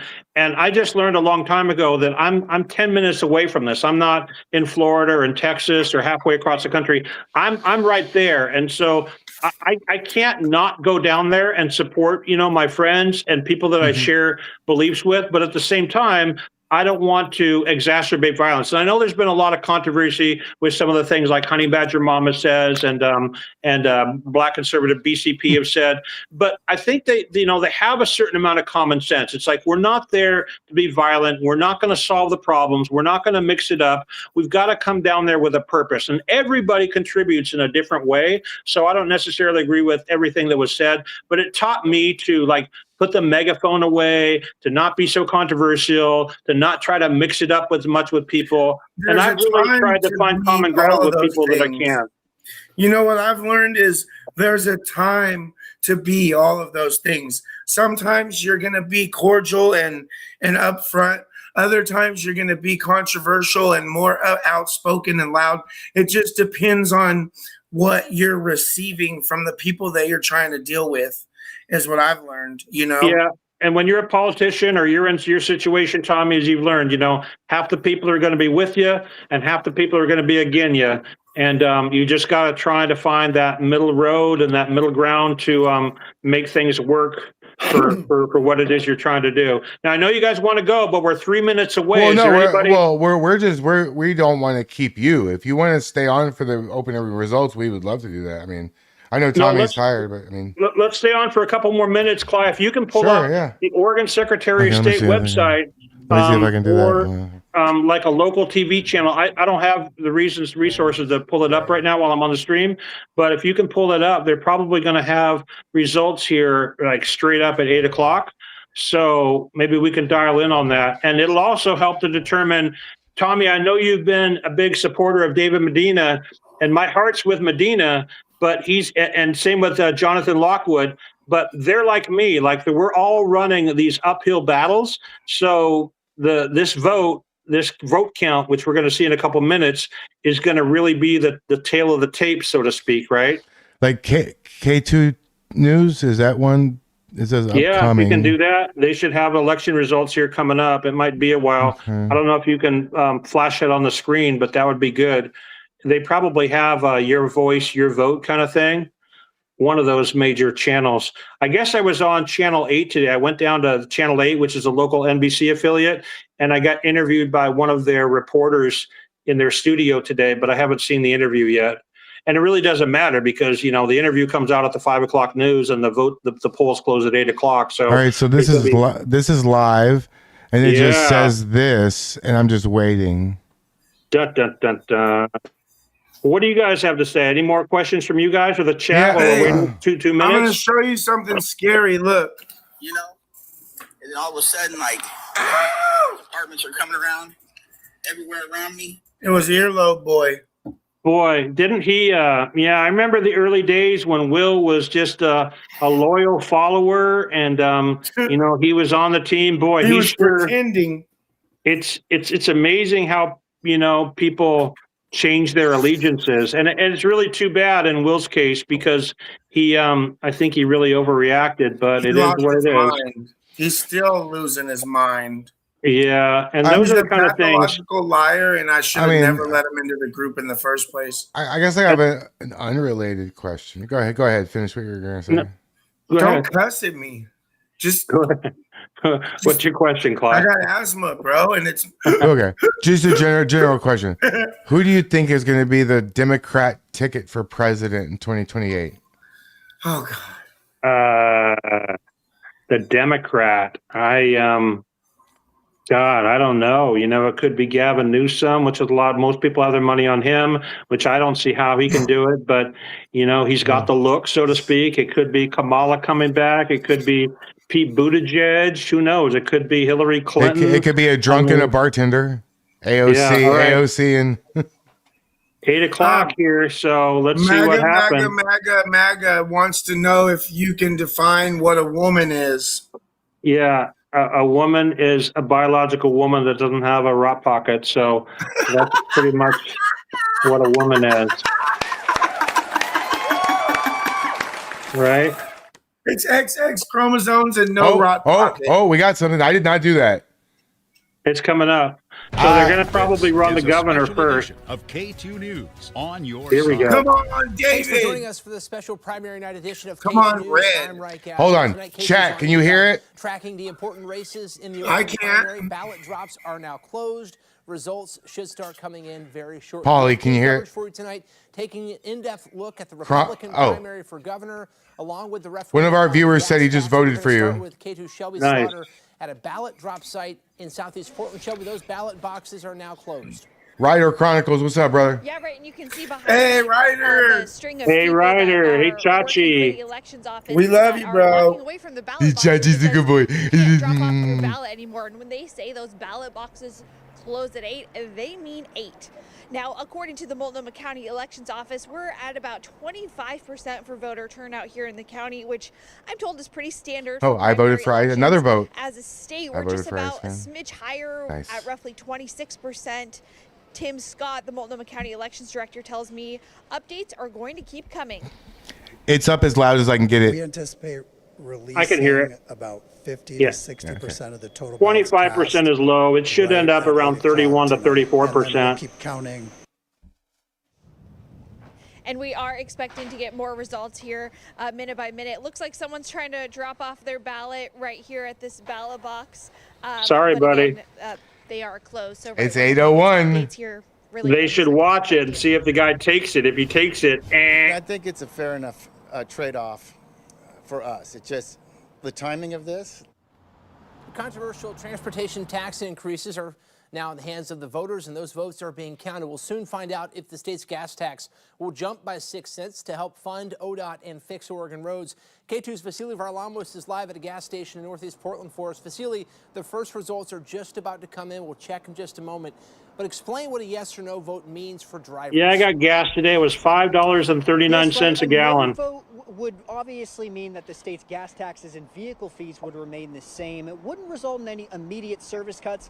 That's because lawmakers moved money around earlier this year to solve ODOT's immediate budget crisis. But the agency says it's facing a long-term structural deficit, and it would make long-term funding issues at ODOT tougher to solve. They say material costs are rising, and the dollars coming in from the current gas tax are not keeping up as more people drive electric vehicles. Its passage would provide some relief for ODOT. The extra consistent funding would make those future budget gaps easier to fill for lawmakers in 2027. But it comes at a time as gas prices across the nation are skyrocketing, and some drivers feel that is going to swing the way people feel. That's about not me, it's them. I have budget. everything up all the way, chat. Probably when they You wrote have to this turn bill, it they up didn't yourself. See this coming down Well, the federal line. government's trying to So put I in a haven't fee looked at for the ruling electric on how this vehicles is now going, to offset by any means. the lower But, gas I wouldn't be use. surprised if, because of the current situation, that people will react to that as opposed to this could get back to normal. Now to recap, along with raising the state's gas tax by 6 cents, the approval of Measure 120 would raise most registration fees from $86 to $172, jump title fees from $77 to $216, and the state's payroll tax would go from 0.1 to 0.2% until 2028. Now this funding would only be able to be used for road maintenance and operations, things like filling potholes, fixing roads and bridges, and paying the people to do the work. Now we'll have some of those results coming up in just a few minutes, or possibly coming up here in just a little bit. We'll have more on that coming up soon, but right back to you. Celia Varlamos, thanks. We do have our first results in. This is Measure 120 on your ballot. You can see 82% of voters so far saying no, an overwhelming rejection of those new taxes and fees at this moment. 82% on Measure 120 to increase the taxes and fees for ODOT are voting no. We also have some results from the governor's race. We're going to start on the Democratic side with Governor Tina Kotek running for re-election, and you can see there 85% of the vote. Not really a surprise there. She will cruise to that November race as she runs for re-election. The big question is, who will she face on the Republican side? Here's a look at those results. 44% of voters right now are voting in favor of Christine Drazen, 81,600 votes, roughly. Second place, Ed Deal, with 31% of votes, 56,000 votes. Chris Dudley coming in third there at 16%. The big result here, Christine Drazen right now with 44% of the vote. Oh, David, man, we miss you, bro. David. We're going to go right out to Christine Drazen's campaign right now. Christina Giardinelli is there. Have they seen those results? What's the atmosphere like there? You know, it doesn't seem like anyone's looking just this minute. They did promise us to update us here on the stage as soon as that first dump of votes comes in. So I imagine that could happen any second now. But the excitement has been high. And of course, what we're seeing so far, as you mentioned, just very early results, what we're seeing so far has lined up with what the polls have told us. And it looks like things are quieting down a little bit. So they may be announcing some of those first results here shortly. We'll keep an eye out for that. But as I mentioned, the results that you're seeing so far, they do line up with what the polls have said, showing Drazen, of course, in the Can lead she against, beat Tina? Candidates Ed Deal, Chris Dudley. No, Tina and her go to a runoff in November. This is, of course, but she beats Deal and Dudley and Medina. For Republican governor, it's something that we haven't seen in a long time. We also So I got some results here from Metro Council as well. The Democrats since the 1980s. It's going to, of course, be an interesting. Can you take the volume down on this, Kalai? I already did. So I just got the preliminary results, and we got some work to do. Remember, this is preliminary. There's only been 159,000 votes counted, but my Juan Carlos has 65% of the vote. Chris Christensen has 15.75, wow. And the next guy has 10.61. So I've got about 16%. The third guy has, so I'm second place, but if we don't get Juan Carlos down below 50%, he's going to walk away with this, and it's all for naught. So that's a little bit disappointing. It's not quite what I expected it to be, but we'll see what happens. There's still a lot of votes out there, but that preliminary number, 65% for Juan Carlos Gonzalez, 16% for Chris Christensen, that could be the seal the deal right there. I don't understand why people would vote for that guy just based on the two ads that I saw. He's got a lot of support, and there's a lot of Democrats in Multnomah and Washington County. So that's what I've been waiting for. And it could be that those numbers hold, in which case this deal is over for me. And so we'll just have to watch it throughout the rest of the night. But that's the preliminary numbers. So keep voting or keep your fingers crossed, and we'll see if more votes come in. We're going to come up with these votes. We're going to pull them out of thin air. We got to do something, man, because we need to change things. Either that or pack up the moving truck. Yeah. All right, guys. So that's it. Right now in my race, 65% Juan Carlos Gonzalez, 15.75 Chris Christensen, and Ken Ross, 10.61. He's actually a good guy. I met him. But if Juan stays over 50%, the party's over. I mean, how many votes does that? I mean, I know you can't give me any, is that 10,000 couple thousand votes or 190? So he got 126,972 votes. I got 30,695 votes, and the next guy got 20,685 votes. So See. total, that's 195,000 votes that have been counted. But there's still votes to count, so we'll see. I don't think that includes votes from today, but at this point, it's not looking good. You know, Juan's got to come down 16%, and I need to hang in there. So we'll find out later. But that's the tale of the tape. We love you, Iceman. Thanks. All right, I for appreciate you guys. Thank you so much Thanks for your the time. Good luck. Soon. Yeah, thank you so Keep much the for your hope time. alive. Yep. We will pray for All you, right, man. guys. God bless you, man. God All bless right, you. we'll bro. talk to you later. Okay. See you later. Have a good night. Bye. You too. I have to fulfill my obligation. You can stay if you want, but Oh, let's get her done, son. Even though I didn't get my 10 super chats. I'm a man of my word, though. Okay. I know. Well, duh, I didn't say you weren't. Hey, listen here, mister. Yeah, you just talk while I do this. That's good. That'll Get help. her done.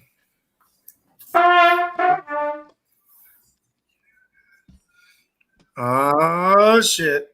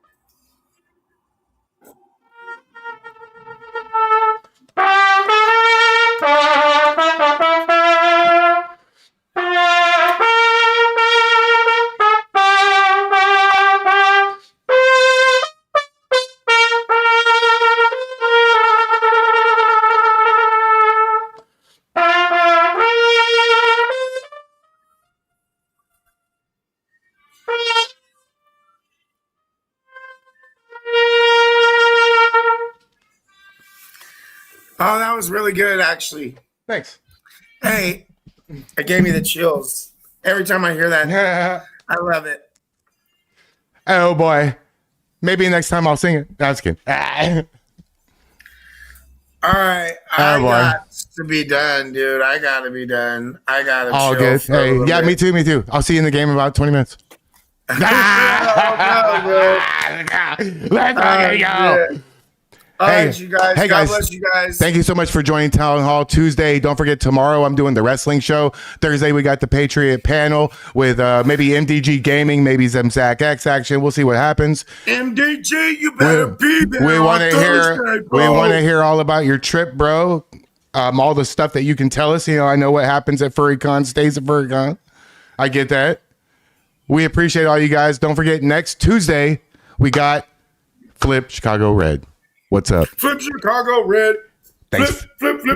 Hey, now go watch my expose on that bitch. Thanks for watching. Like and subscribe. Peace. Peace. Wait, I'm gonna rate somebody. I already am. Who are you rating? Chris. Oh.